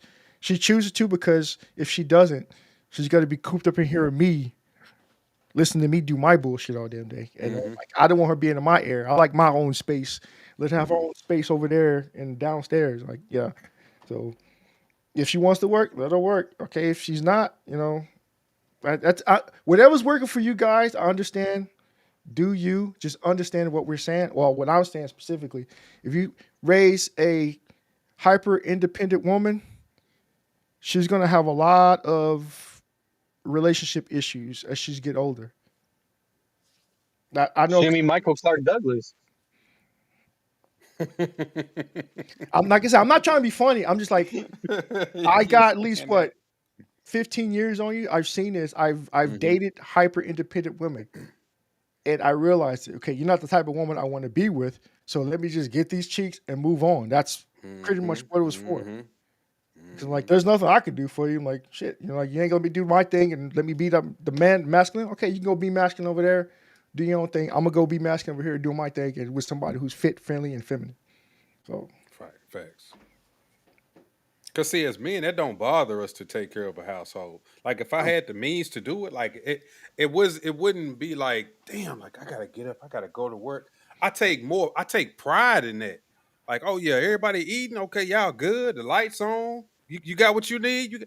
Man, shit, I can go to sleep and get up and do it again the next day because it's embedded in me. That's in me biologically, just like it should be in a woman biologically to want to take care of your husband and the house and the kids and the family and like a Buster Cheek said, and when she gets older, she got 75 children around her praising her. Like, yeah, mhm. grandma, we glad you raised us right. We ate good Thanksgivings and Christmas food and all of that type of shit.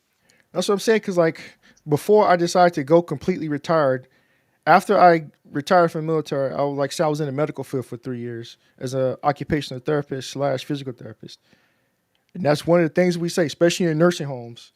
We always hear the women complain, or their last regret was, I wish I would have done this. I wish I would have got married. I wish I would have had my children, because they see their roommates or their other cohabitants within the nursing home. They see how they have their families there, like the ones especially they're in hospice care. The ones about to die. Just they have all their families strewn around. Just everybody's talking and congregating, and they're the single women, older 80s and 90s. They don't have that. All they have is the nurse that will come talk to them. It's sad. I hate to say it was sad. That's another reason why I got out of that field, because you see these people die, and they have nothing but their pictures of them climbing this or doing that, but no family. Right. And but once again, Pig, my mom, just to go to your point, because you say, no, I agree, my mom was a stay-at-home, but this isn't the early 80s and 90s. I totally agree. But you gotta understand what we're saying. We're not saying that the woman shouldn't be able to work and do these type of things Yeah. or whatever. But see, like my mom, she worked. And my whole life, I promise you, my dad always had good jobs, and he has, even to this day, my dad is retired. He told my mama, you don't have to work, but she just likes working.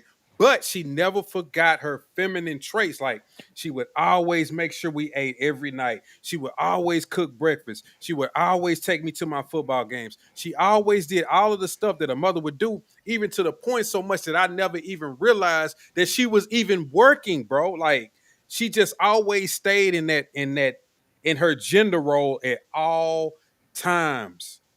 But a lot of these women now, they pull masculine roles and they never, ever, ever want to do the feminine roles. They never want to clean. They never want to cook. They never want to take care of the kids. They want to give those responsibilities to the daycare.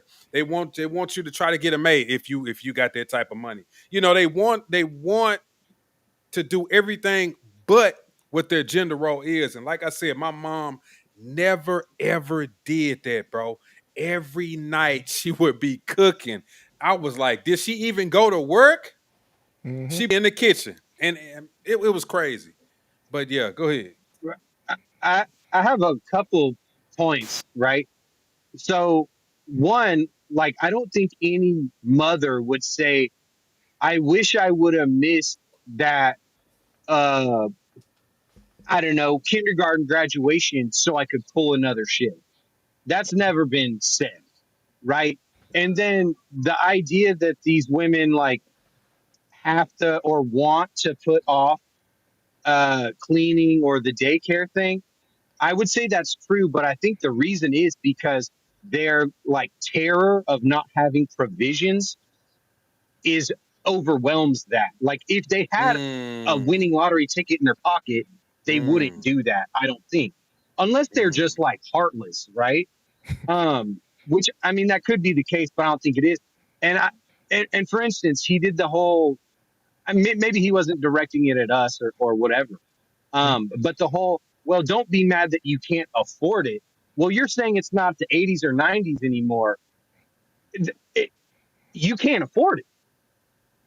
That's all that means to me is that, believe me, bro, I've been there. The 32 years old with a wife making as much as you with two kids. That's me, Mm-hmm. right? But if I had been on my shit better, that wouldn't have been the case if I had a choice, or not a choice, but if I was better, right? If I could have, or if I would have changed that. Um, so, I mean, it kind of seems like a little bit of, I don't know, cognitive dissonance to hold that standpoint. Um, that it's like, oh, well, you can't do that no more. Okay, just like the incel can't afford a decent woman no more, or whatever you want to call it. Like I can't afford a Lamborghini, whatever. Um, it's to me that's the same exact thing.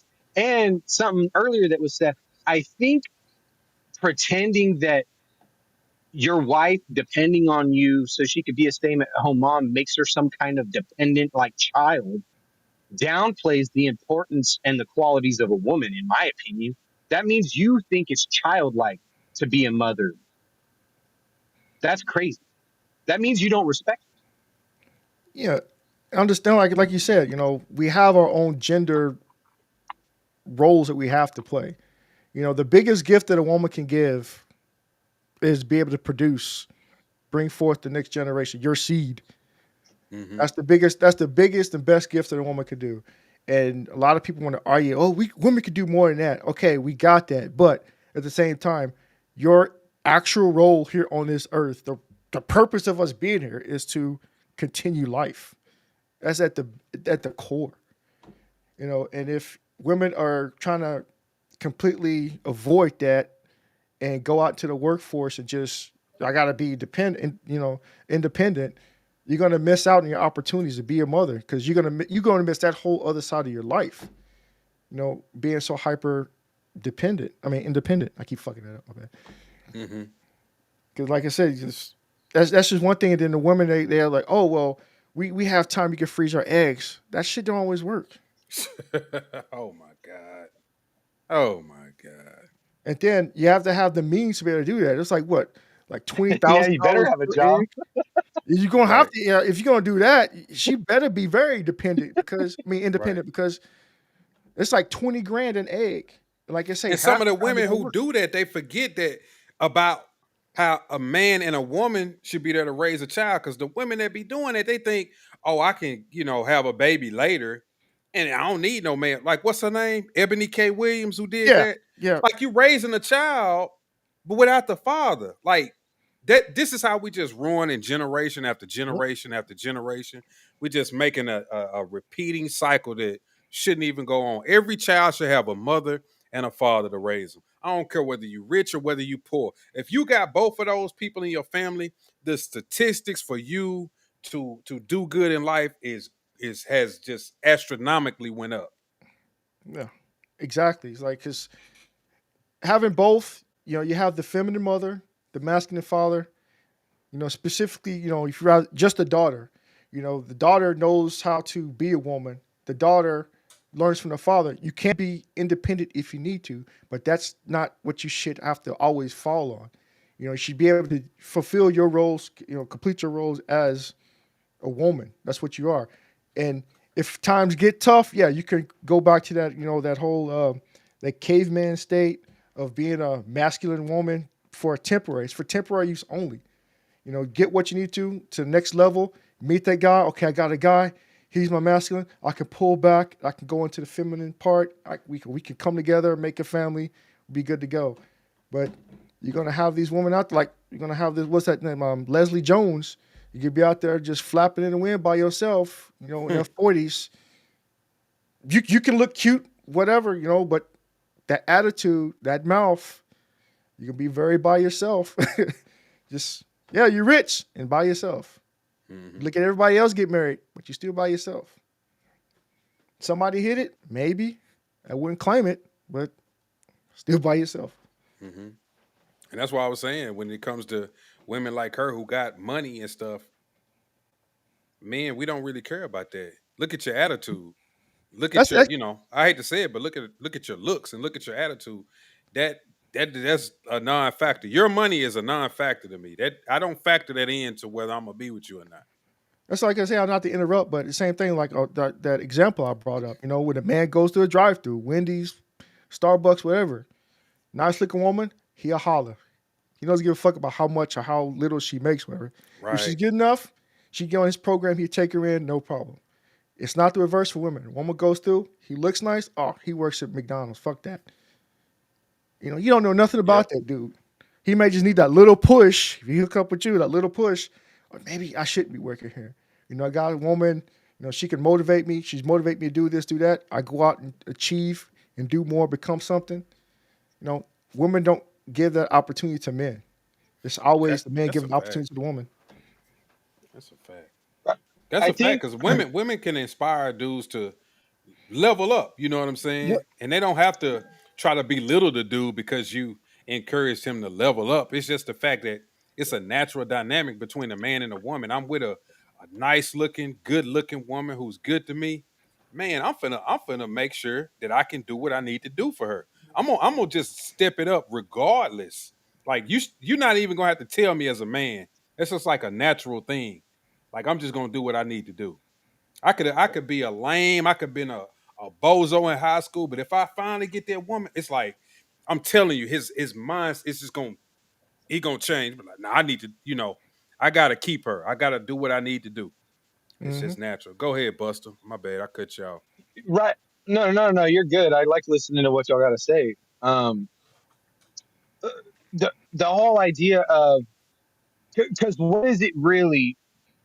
If you guys could pick anything about a woman, I would argue that the most important like aspect of it is loyalty. That's more important to you than anything. That goes back Mm. to caveman days and knowing that the kid is yours.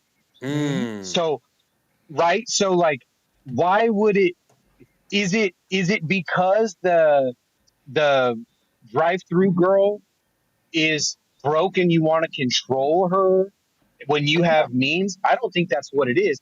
I think that it what it is that the more relative provisions you can provide her, the more likely you are to gain loyalty from that transaction, right? So Yes. like you can play the oh well you're just broke game. Okay, Tom Brady had a wife car note that he could not afford and he was Tom Brady. Hmm. So there ain't no hope for you, Mr. Whatever you're making, right? The only Mm-hmm. hope you have is getting into a car you can afford, Oh yeah. right? So you might be able to make the payments on a Hellcat, but that doesn't mean you're going to be able to You want uh, the Hellcat? meet your financial goals while you're making the payment. And eventually, it's gonna be a bad investment, Yeah. Mm-hmm. right? Versus you can afford that Toyota Corolla all day, and it'll last you as long as you're willing to put in whatever it requires. It's not a Hellcat, but you can't afford to maintain a Hellcat or a Bugatti for 20 years. You know what I mean? It's just the nature of like the market. So I'm not saying that it's guaranteed that a woman will be. You could use the argument that well, if Tom Brady can't keep a woman, right? Maybe Oh, that woman that I mean, obviously she was just out of his reach to maintain. That's all. Because the girl from the hot dog stand ain't leaving Tom Brady. Oh It no. ain't happening. Oh hell The no. girl from the hot dog stand looks better than his wife too, though. And his wife wasn't even bad. You saw a new chick he hooked up Right. with. She was like way younger. I'm like, damn. Mm. I Of haven't seen her. course. So it's I haven't seen her. you know, well, dude. She was a what, like a 45-year-old supermodel, right? Yeah. Tom Yeah. Brady's wife. Hmm. Hmm. Okay, dude. Yes, the 25-year-old hot dog stand girl is more loyal and is better. She's better looking. She could be a 5 and she's still better looking Yeah. than your 45-year-old And like supermodel you wife. say, that goes back to her perspective of her being a hot dog stand girl. She's going to be more appreciative Hmm. because she like, I was at a hot dog stand. So I'm gonna do what I need to do as a woman to stay with Tom Brady. That was same thing like Right. fucking Bezos' wife. You know, his wife was a school teacher. You know, I know because here in Seattle we see her walk around all the fucking time. But yeah, his wife was a school teacher. Or his current wife, the new wife. So yeah, Right. not, And not only that, go go ahead. My bad. who is Tom Brady actually doing something better for? Tom Brady's wife wasn't happy about it. Hot dog stand girl is happy about it. So you're Hmm. saying you're preying? Tom Brady is preying on some young hot dog stand girl, but the hot dog stand girl, it benefited her, and the independent woman was upset about it. Hmm. So I don't see there's no logical way out of that, right? Like, it's just the way it is. I'm sorry. Eventually, I imagine Tom Brady's wife's gonna not like taking care of a pool boy. Eventually, I would imagine, right? Once he hits 35 or whatever, and she's 60, she's not. She's gonna look for a 25-year-old. She's just playing the man game now. That's all she's doing.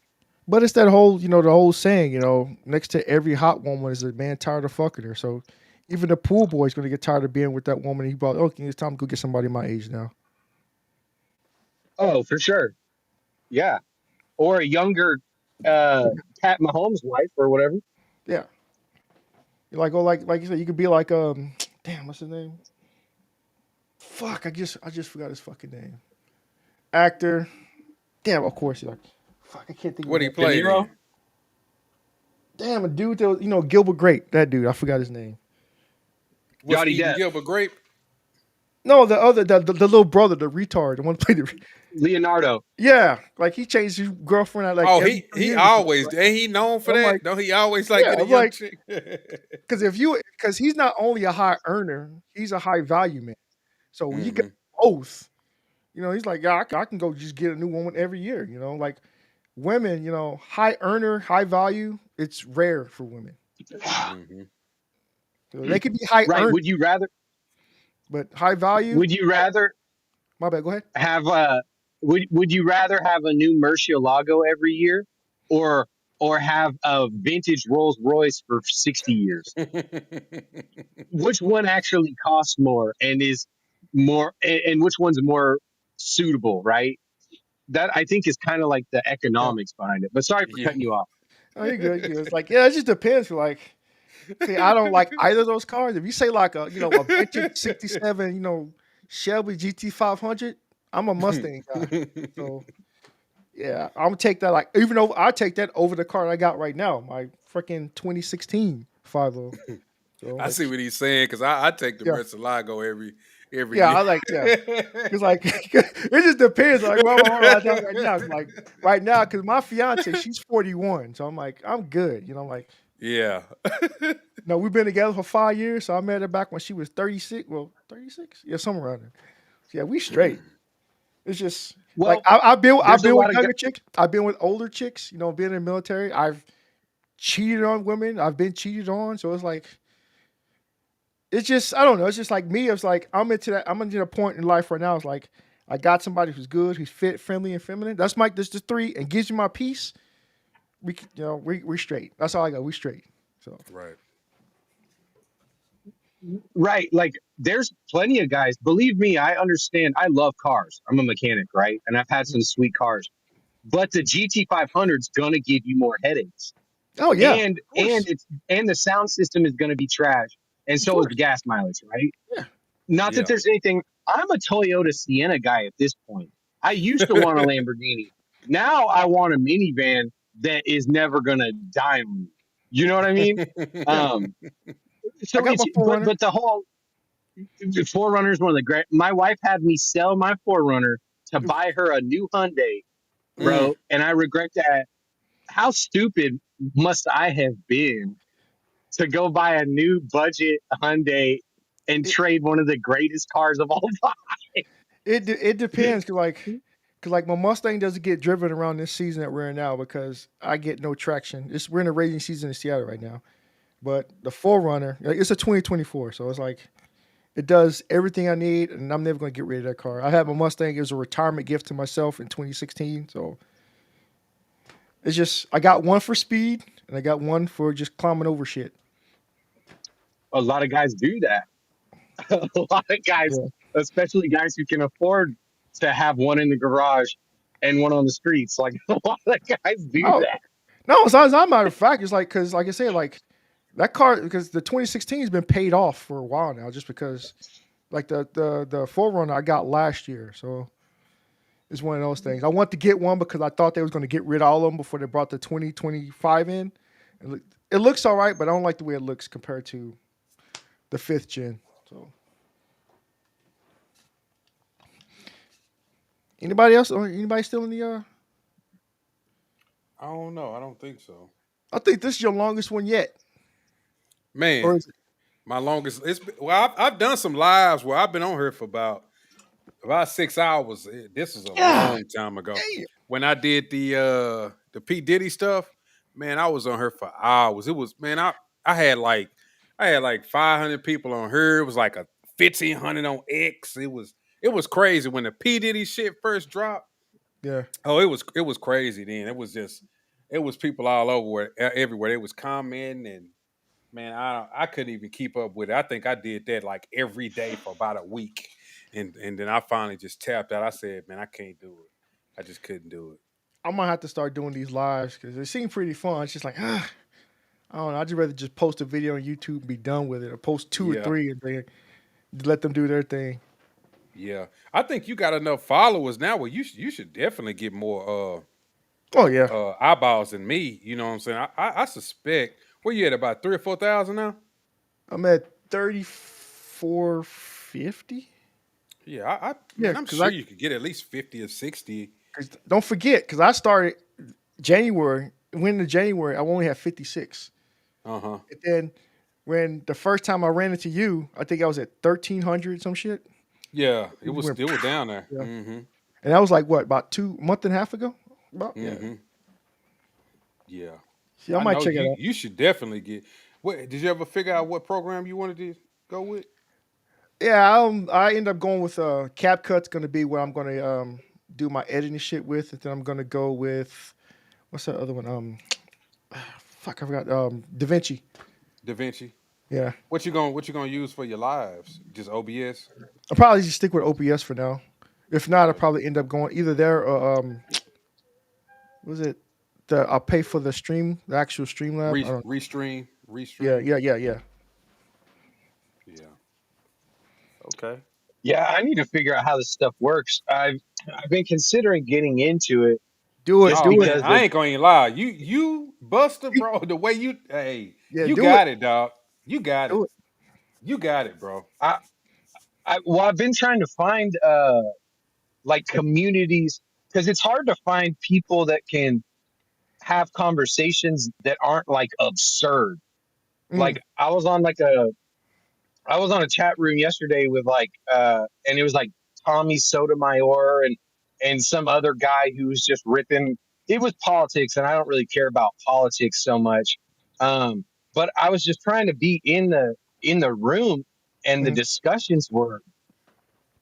It's like people don't even know how to like A, they don't understand what a debate is, yeah, and B, they don't have any type of like etiquette or class or anything. Yeah. that's on the I already know what mediator you're You know, talking though. about.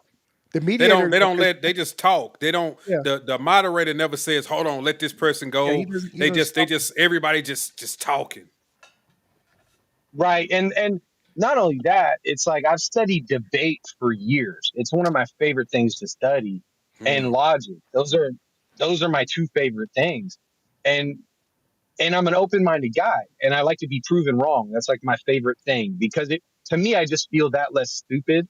Hmm. If I can like go ahead, if I'm giving you the best I got and you can defeat it logically, I will succeed, I'm like, right? yeah, I ain't gonna talk shit about you. Yeah. Right. And I see a lot of these podcasts and stuff, and it's like the people don't understand the fundamentals of like a discussion. Hmm. And so I'm still trying to figure out how it works because a lot of people think I have like hot takes on stuff. Like that guy responded to me, like just made assumptions and assumed I had a hot take. I don't feel like I have any hot takes. Like, I feel Yeah. like all my takes are really reasonable. You know what I mean? Yeah. But when you Based make in your takes, it reality, seem. Oh, go ahead, it's James. based in like subjective realities. Like there's facts, and then outside of that, like if you can't argue on something, like if like I'm into politics to a certain point, if there's certain I can admit that okay, I don't know nothing about that, so I'm just gonna listen, observe, and if I can caveat on something else, I do. But if not, I'm not gonna be tripping on this. It's just a matter of going in there, just not trying to just throw random numbers out there and then trying to stand up Right. on it when somebody else actually has evidence or facts to back it up. Because like I watch a lot of I don't know if you watch Andrew, what's his name? Fuck. Is it Wilson? Andrew Wilson. Yeah, I can't think of his name. Man. Andrew Wilson. I watch his wife Rachel. I watch a whole bunch of other people, and I want to get more into that, but I know I am not that Yeah, me strong too. in that yet. So I know like starting this the whole live thing So just to go into it. I I study that kind of thing, right? Like that's one of my favorite topics. And my problem with him specifically is it's not that he's wrong, generally speaking, right? Mhm. It's that like it's not quite a debate. Yeah. It's like the WWE version of a debate, right? And so like a lot of the premises and stuff that he uses, the people he's debating lost before the conversation started. Yeah. Hmm. You know what I mean? And it's not that I get it, bro. He's getting money and he's entertaining. So I appreciate that part. But to me, it's not like genuine Mhm. because it's its own, it's like a comedy show or some shit instead. Right. Um, Yeah. Like but I the mean, Crucible obviously, show. Yeah, the Crucible. yeah, That's what it exactly. is. Right. On that one, he'll have these people that are raging lunatics on there. And, Yeah. and the premises of the arguments, first off, the Hold on. people he's Let me cut you debating. off, Buster. Did you Yeah. see the debate with CGA? Oh yeah, I don't know who that Greg is. I Adams. I think CGA took his ass down. Now, what do y'all think? I don't know, cause CGA is coming from okay, I'm older than you perspective. Yeah, we tried to do this in the past. Andrew's perspective is yes, you guys tried this and you just let it go. As far as like we talking about how, how to fix the black community for your specifics. Like if you stop letting them do the sexy reds and all this other shit, holding people accountable. They were going back and forth. They were throwing some haymakers towards each other. But as far as what what CJ was saying, he's like, yeah, we did this 20 years ago, blah blah blah, and you just left it at that though, and what Andrew was saying, we get back into the churches, make men the patriarchal part of church again, versus church all being matriarchal now, make men head of the house, make men head of the church, have these women become accountable for their actions, have some type of responsibility. He's coming from his religious side versus Greg Adams is coming from I know the black community. I know what we're wrong, and it's going to take 100+ years to fix where we're at. Versus they both have their points. Yeah, that's what I think. In my opinion, I think CGA won. But I like you say, I do. It was some stuff I agree with Andrew, but it was a lot more things that I did agree with Yeah. CGA because I was like the perspective that he's coming from is like what's going on now, how the women are acting now, and Hmm. how I should act accordingly. And I was like, it makes sense. Yeah. And the thing is, Is like with that. is Oh my bad. Go ahead. is CGA? Is he more formal? Like, It's is not. he a more formal debate style than Andrew is?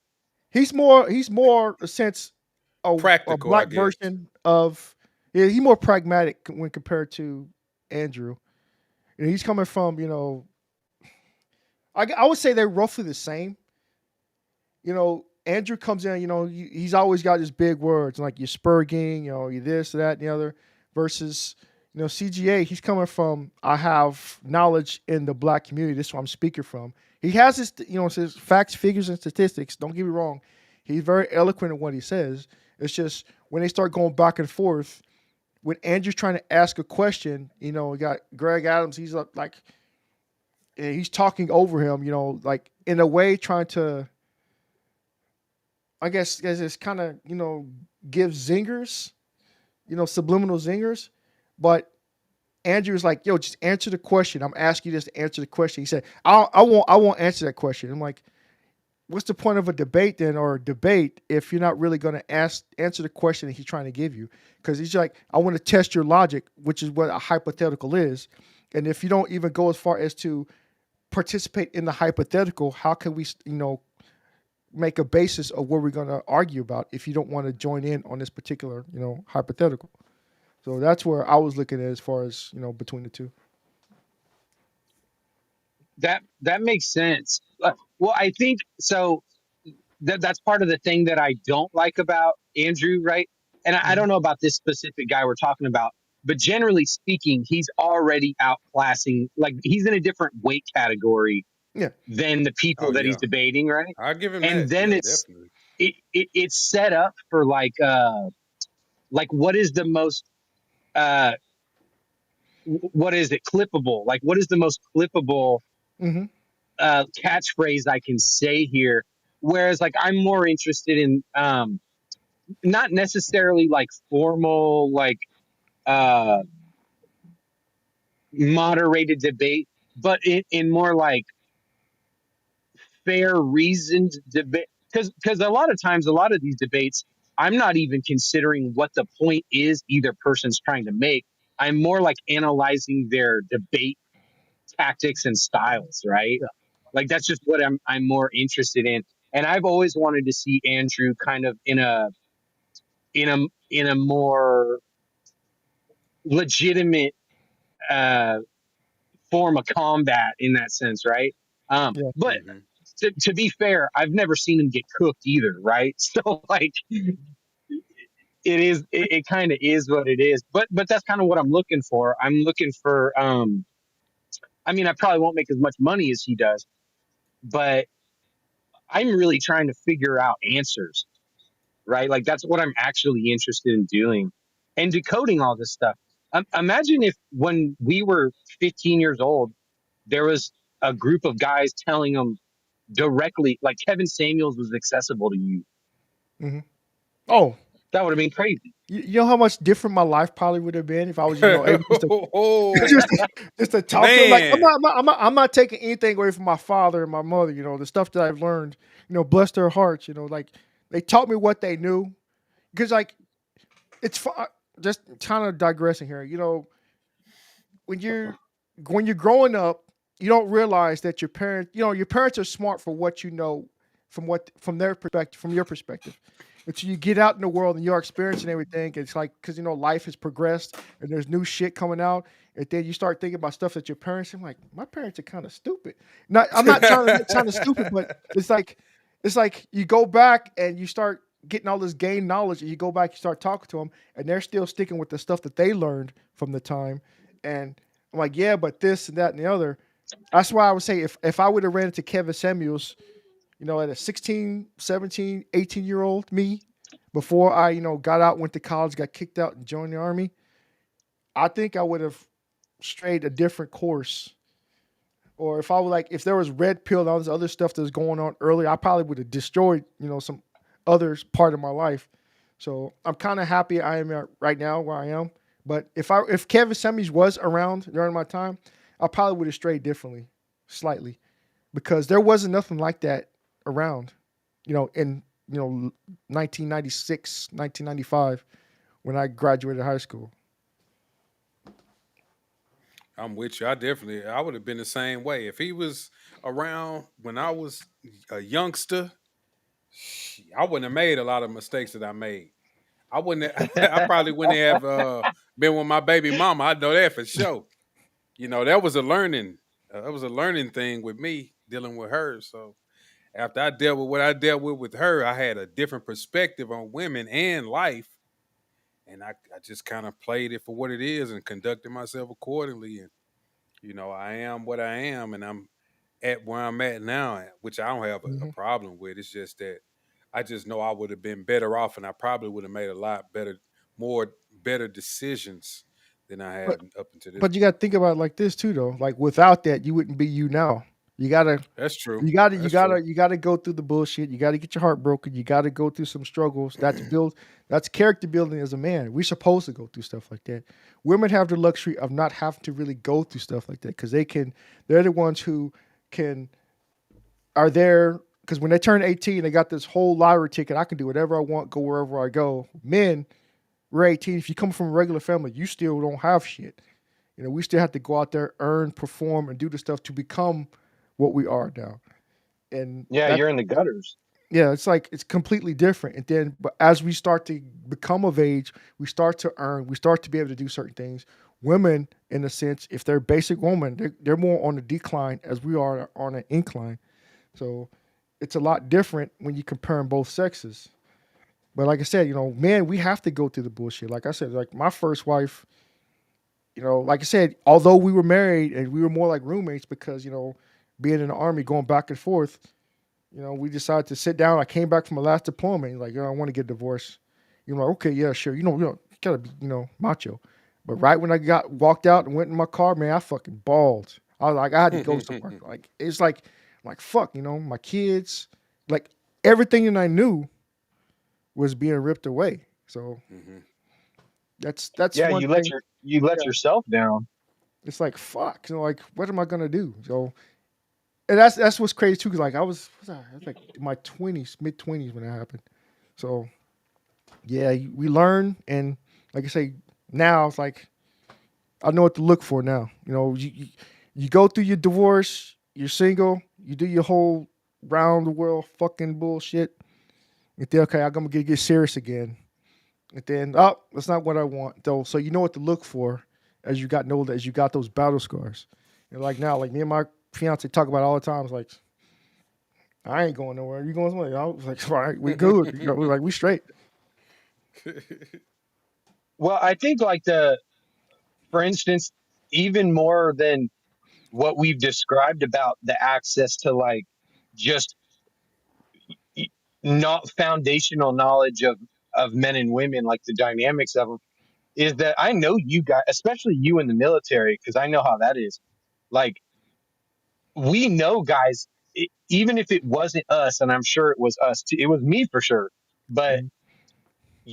guys who nuked themselves or kamikaze explosion vest did ridiculous stuff Of course. because they were acting like a fool because they didn't understand. So it literally like it would save lives and keep people out of prison to know this stuff. I Like even all the dudes who self-deleted because their heart was broken mhm. over some Mm. lady it wasn't worth it, or the guy that deletes her, right? Like that's a travesty. And I think all that knowledge, the knowledge is out there. It's just it hasn't been like, for instance, right? I love studying religions. I'm not religious at all, but I love studying religion. And like in Genesis, it spits some pretty awesome game about the nature of men and women. And if you're trying to read it as if it's like a fairy tale or telling you how to act, then you'll get one You can thing out lose. of it. But if you read it as like it's like a national geographic of the behaviors of men and women, then it has this whole other meaning behind it, right? Like I Mhm. think it says like men are doomed to work poison fields, Yep. right? Hmm. And women are doomed to sorrow for childbirth. And Yep. growing up, they say, "Oh well," and this is an example of the kind of spin they put on making it ugly, right? Is well, oh, pain is a punishment towards women for childbirth. I don't think that that's what it means. I think what it means is that women yearn to have the next child. And Yep. you guys have seen that. The woman hits 30 years old and she wants another baby, Mm-hmm. or Mm-hmm. her sister has a baby and all of a sudden she's depressed. She got baby I fever. mean, exactly, baby fever. Yep. And so like if you think of it as a mythology or something, then it might not seem that practical. But if you think of it as just like a statement of the way things have always been, then it's as clear as day, you know? And I wish, man, the same thing you were talking about parents, and you get older and you realize they're not superheroes and Yeah. they're just regular folks, Yep. right? Like that's kind of heartbreaking, but I Mhm. still wish I would have known all this stuff. Um, and so that's kind of like I would love to be in a community that could just that was the goal, is like passing information. Not that Andrew's not great because he gets a lot of eyes on the game, right?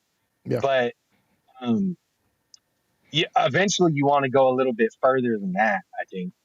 Of course. It's like I was saying, like I said about as far as like the parents, realizing they're not superheroes. Like I said, they're still my superheroes. It's just the foreign things like they're just winging it just like we are. Because there's no book on Yeah. how to do certain things. Yeah. Like back in the day, like to go like to my grandmother, you know, just passed on what she knew to my mom. My grandmother, she stayed within her small town. She never really traveled anywhere. My mother, she went to college. She went to OSU in Oklahoma. So she got to go out further and do certain things. And with her knowledge of what she learned, you know, pass it on to us as we've gotten older. And then me, join the military, going across the country and around the world, I gained more knowledge. And that's why I say, like, not really, let me rephrase that. I didn't mean stupid. It's just like you're limited to what you were around compared to me going out and about to do more. And I'm looking at my son, like, my oldest, he's, a pilot in the Air Force. He's going out doing Good even more. job, dude. Good So job, brother. Hell yeah. he's going out and doing even more stuff. So I'm like, what was passed on to me was passed on to them. And this is what you don't do. This is what you don't do. And but the thing right now is that we got the internet before. When I was younger, when I was graduating high school in '96, internet was it was still dial up. It was learning. And it was rare. Not too many people had computers in their houses at the time. And I just remember, going from we had to go to the library to now I got the library on my fucking cell phone. And my sons are growing up and they got all this information. But at the same time, is that they got all this information, but yet children these days are even dumber just because Facts. and they rely too much on technology versus actual, you know, experience going out in the world and doing it yourself. I got it, it's knowledge knowing it, but you can't apply that to every situation because that's what they try to do. Apply, oh, this is what I learned here. And they try to apply that one thing to all these different things. And in the military, there's training and there's doctrine. There's experience from those who've been in combat. We use that. And there's also doctrine that tells you what to do during combat situations. And with the military, the old training doctrine books were outdated. That's why so many soldiers were dying in the first couple of years, after 9/11, because we're still trying to use outdated tactics for a new age threat. And so as everything caught up and we started ramping speeds and everybody, all the units around the world start communicating, that's how we've, gotten better and stopped losing so many people. That's like I was applying to my mother, to me, and to my children. Yeah, we got all this information, but keep pushing it forward. But tying that to the black community, we're not doing that anymore.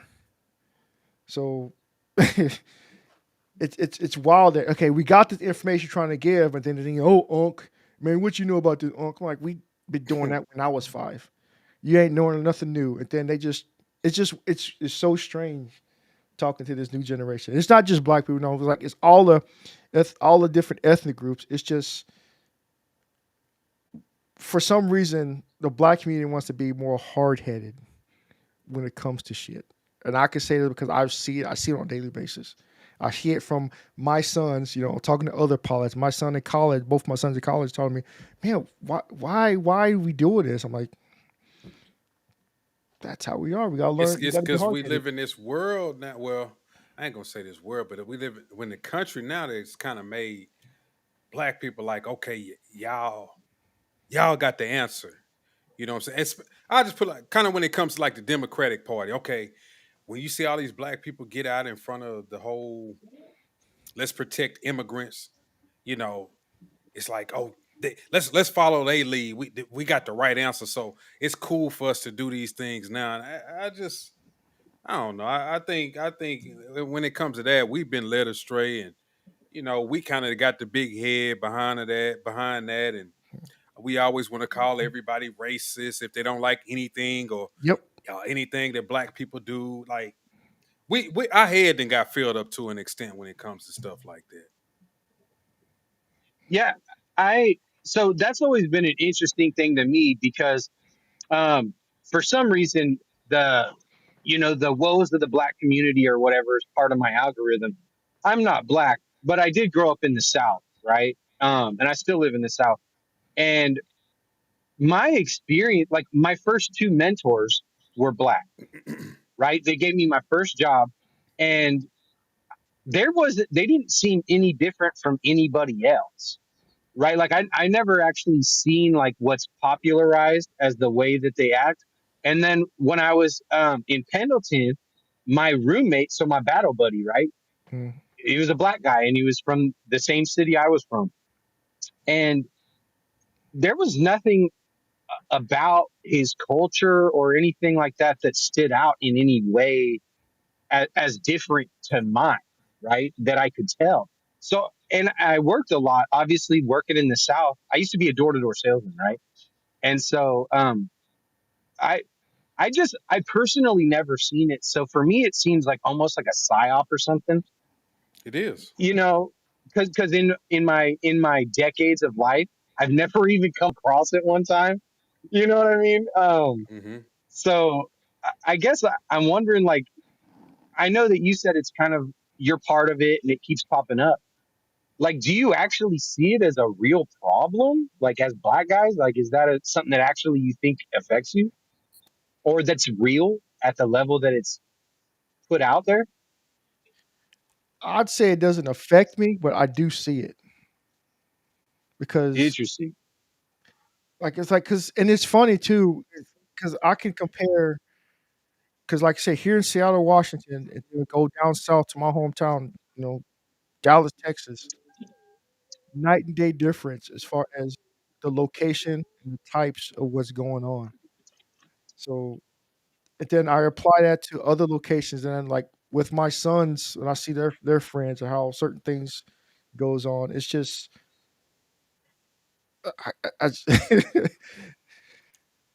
it's different. I can only say it's different. It's like we can say so much, but at the same time, it's like it's yeah, it's different.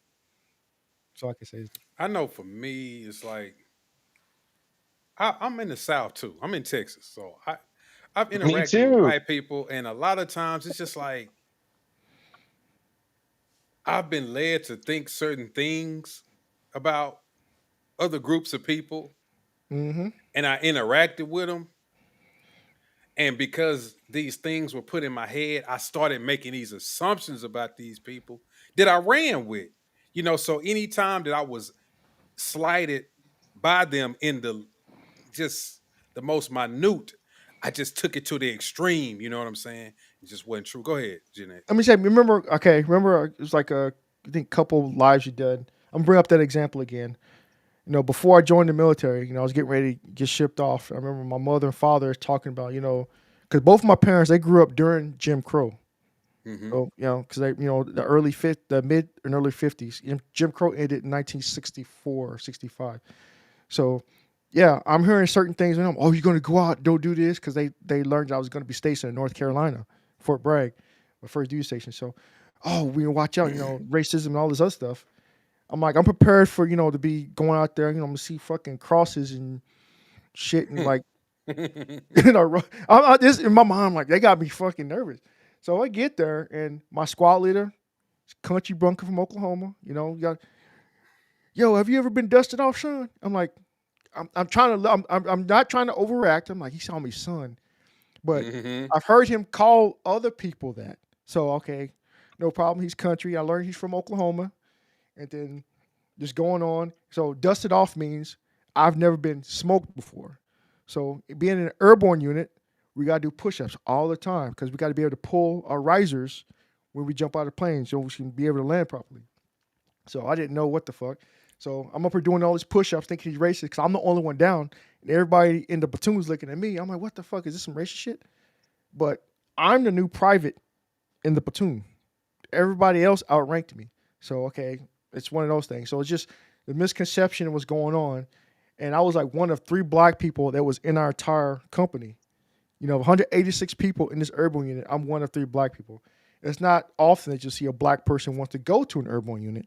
So it's not about like the whole racism thing. It's just about my personal choices. And like I said, how I got passed over for promotion because I thought it was a racist thing, but it was my squad leader telling me, yo, Jay, your push up, your PT test is good. Is that you need to lose some fucking weight. And then, I'm thinking, oh, everybody's against me. But after he broke it down, he told me, he became my mentor. And that's how I was able to get promoted and do all these other things, go on and do certain things because he broke it down, showed me the ropes. And not everything is about racist by what somebody does or says. That's the problem with the black community today. It's like somebody can say something, and I'm some educated white dude or educated whomever. They come to a black person, they're like, what the fuck? Are you trying to say something? No, that's not what that word means. Mm-hmm. It's like it's a lack of education, lack of knowledge that goes around in the black community. If we would become more educated, that'd probably prevent a lot of stuff going on by itself alone. But the thing is that we're so used to victimizing ourselves is that we just And look at like the I fight. heard somebody say this, Gen X, we still the new age people, us, we trying to fight these old Jim Crow battles that have already been fought and won. And we still like we trying to rehash this shit and fight it again when it's like, we passed that. Yep. Life isn't what it used to be. You don't Mhm. have to sit at the back of the bus no more. Like, just relax. But when you have certain people like me who were well made to believe that, man, that white person is coming after you, or they trying to stop you from this and stop you from that. And when you get older, like in the beginning there, I was listening to that shit. I'm putting things in my head. But like now that I'm older and I'm thinking about some of those older things, I'm like, that's not true. Like, that dude was actually trying to Yep. help me get promoted, or he was trying to give me a job, and I thought he was riding my ass because I'm black. And like that, and I fucked it up because I started getting mad at him and treating him like he was a racist when he wasn't even a racist. You know what I'm saying? Yep. So like we, like me and you have talked before, we got to change our mindset about a lot of stuff, and it's hard to get a lot of us to come up out of that when that's all we know or that's all we hear from our family, even now. Mm-hmm. It's Well, like you can stay I like can I in. ask y'all Oh, go ahead. a My bad. couple questions? Yeah. So like one of them, you know how I said I didn't really come across any like stereotypically outrageous, like what do they call it, like chimping out or whatever, black people. Like the people in my life that were black, they That right there, I'm gonna stop you because that, I think, like, I ain't gonna lie, I heard people saying that, but I That's my think first they time kind hearing of it. use it in a way to try to degrade black people when they say, "Oh, they chimping out." You know what I'm oh for saying? Like, sure. yeah, like I I'm don't, just saying no, go ahead. I never seen anybody act like that Hmm. personally. Like none of the people I've ever been around have acted like that. And but to be fair, like this kind of goes into the second question. Like that's why I was asking if it's overblown, like the publicity behind that kind of stuff, like like the water park or carnival cruise videos or whatever. Like Hmm. I see No, that's that as not like some overblown. kind That's of like No, it's not overblown. now that I, that's yeah. it's not over. You're not wrong, Buster Cheeks. I don't think it's overblown. I just think the wrong people use it Yeah. to be racist. It's like, oh, I can, I can really kind of be like kind of derogatory now. I got something on them. And Yeah. if Oh they was yeah. genuine about it, then they would just say, look, black people got this issue. This is something that's going on that they kind of need to clean up. But instead, they go into this. Oh, look at these people. They're chimping out. You got these monkeys over here and these monkeys over here. They swinging off the wall. They start going into all this other shit. You're like, okay, you don't got to do all that. It's Right. like, come on To now. me, it seems like parody or something. Because I just never seen anybody act that. I've never seen anybody act that way, right? Oh, you And gotta be so, black, Buster. Yeah. Yeah. You You gotta. gotta be you okay, gotta be black. You It's gotta it, be around some black folk. okay. it's not. It doesn't happen Well, everywhere, but when it does, it's just like it shows. Mm-hmm. Mm-hmm. okay. Well, Yes. so that brought me to my second question about how you guys were saying that you're kind of like fighting like the battles of the past. The people that I've been around typically had their shit together. You know what I mean? And they Mm-hmm. never really had that mindset. So, do you think that that mindset is more likely to occur in people that aren't thriving? I think so. I Yeah. do. Go ahead, Gen X. Yeah. Like you say, like it occurs in same thing with like if you can apply the whole kind of digress a little bit. Like more poor people, they have all the kids. They're more in poverty than the rich folks because they have more children. But as far as that mentality, yeah, it is more in the lower socioeconomic culture because I grew up.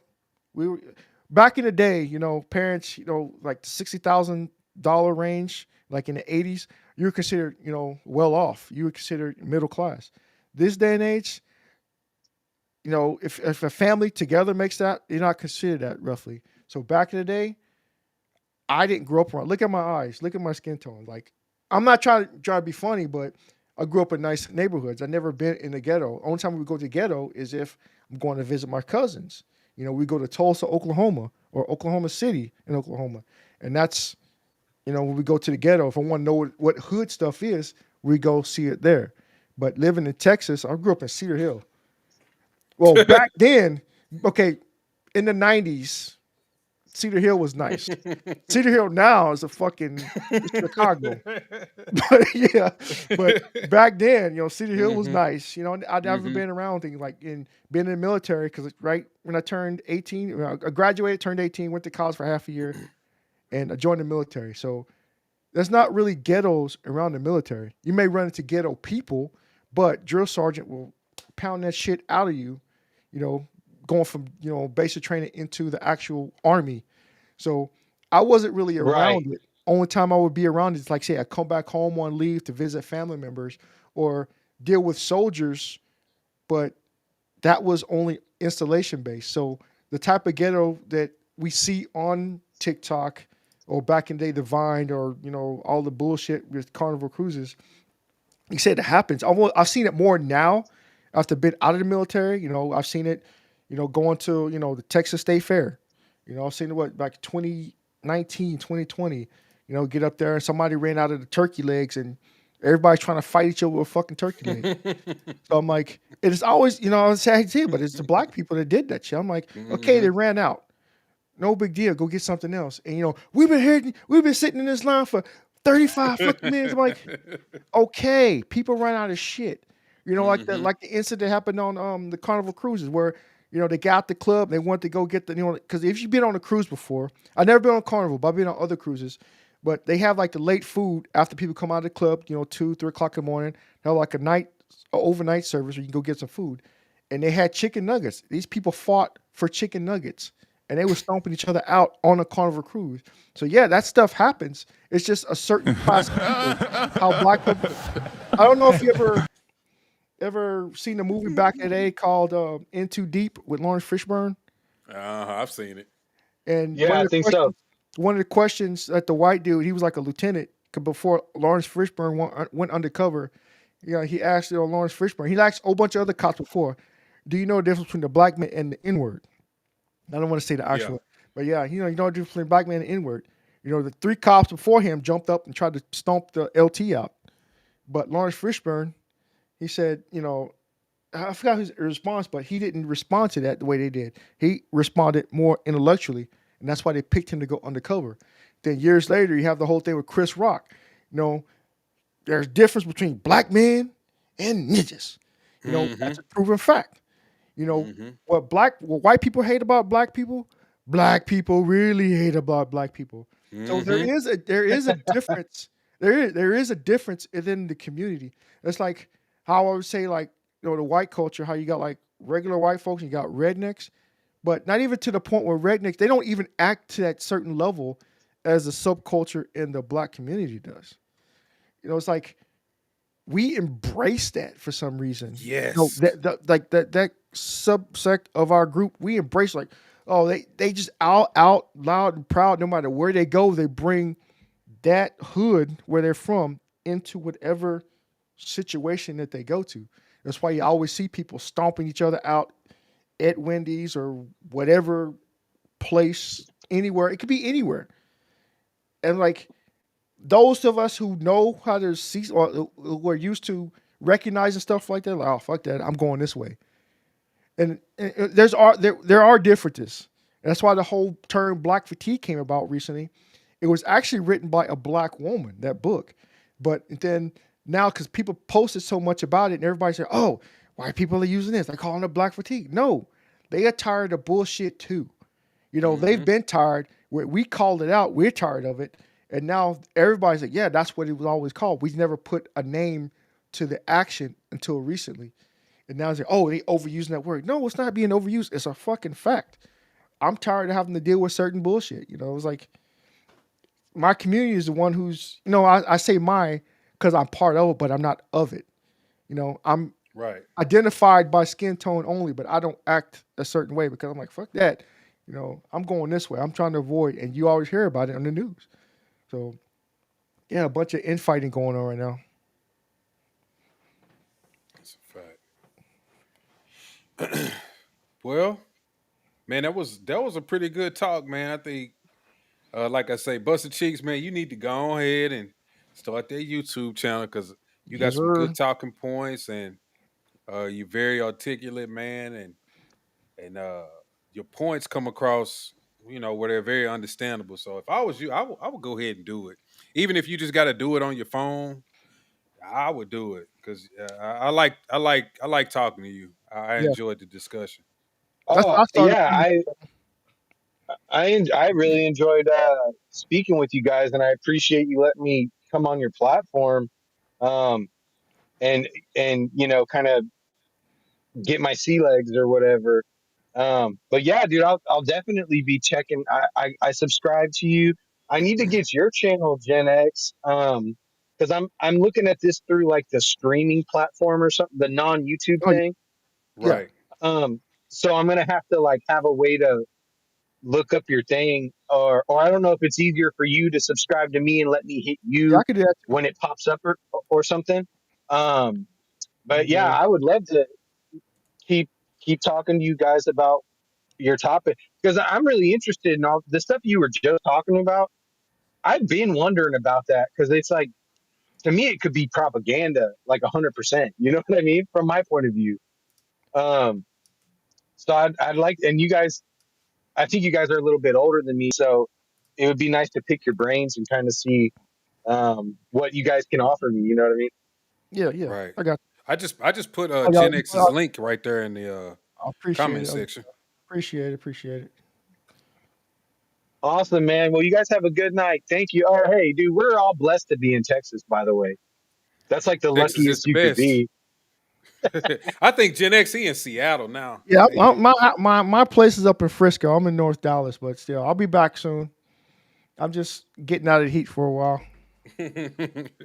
Understandable. Well, you guys have a good night. Thank you. All right, take care, man. Appreciate you coming through, man.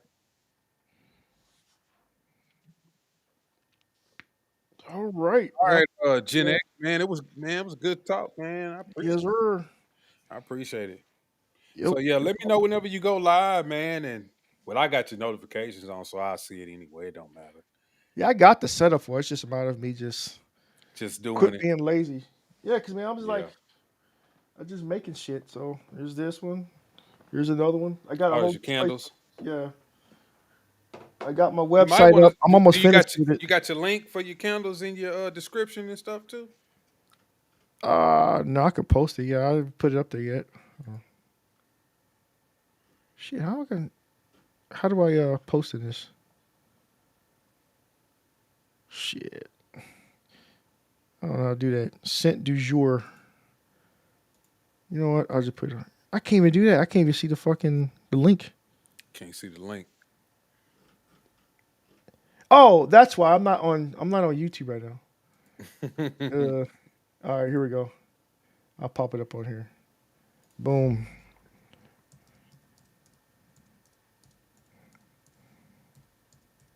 Boom. That will be up in a little bit. Well, that's the link, but yeah, I'll be because it shows that it's coming soon, the actual website. Okay. So yeah, it'll be up All right. Yeah, before. I'm gonna check that out. Yeah, I had to go ahead and try this vertical thing, man. Oh yeah, no problem, Buster. I had to try this. Man, I've been on this damn program so long and didn't even know that I could turn it into a vertical. That I've been trying to do this for for months. And then I said, let me YouTube it. How can you go vertical on the software?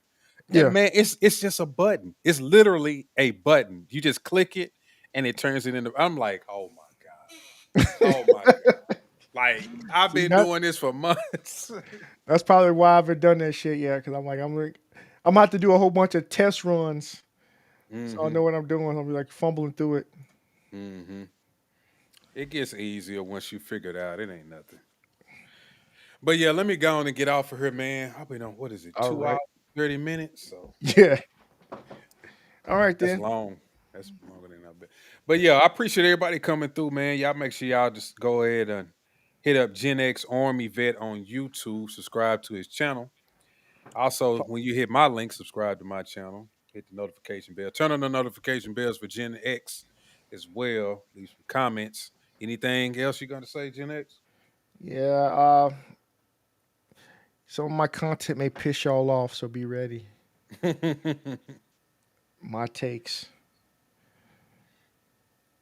But They'll yeah, be okay. They need to hear it.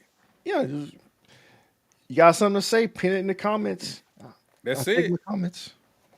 That's it. Ain't no point in getting mad. Just Yeah, say what you got to say. exactly. Hmm All Well, right, yeah. yeah. Oh my bad.